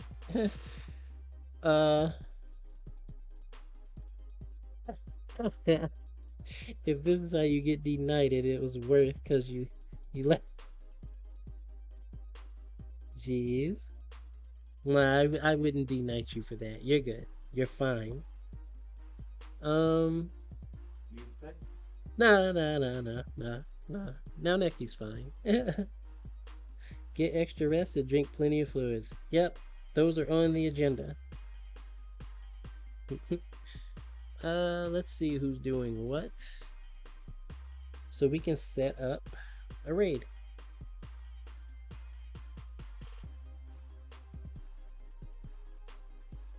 Make sure to move my arm a lot too. Nah, no worries there. That's happening.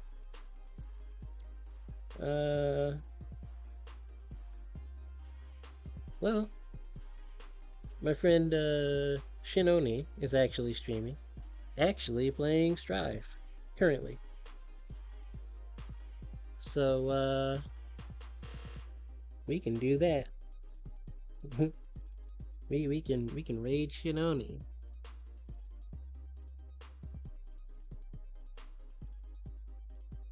Your arm was held after the COVID shot. Yeah, that's what I've heard. I have heard. Yep. We will be we will be cautious. We will do what we need to do. Definitely appreciate the concern though, for sure. Another thing that is appreciated is everybody who tuned in.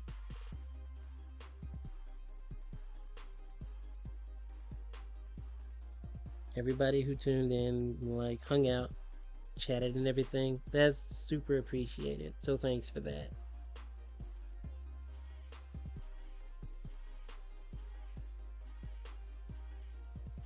But you know,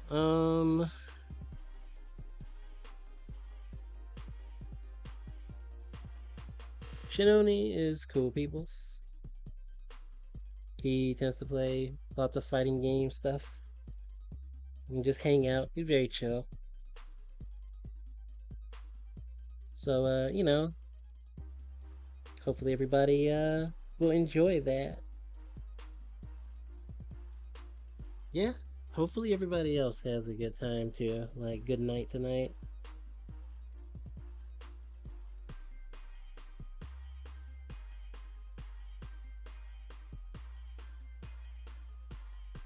Yeah, I definitely appreciate it.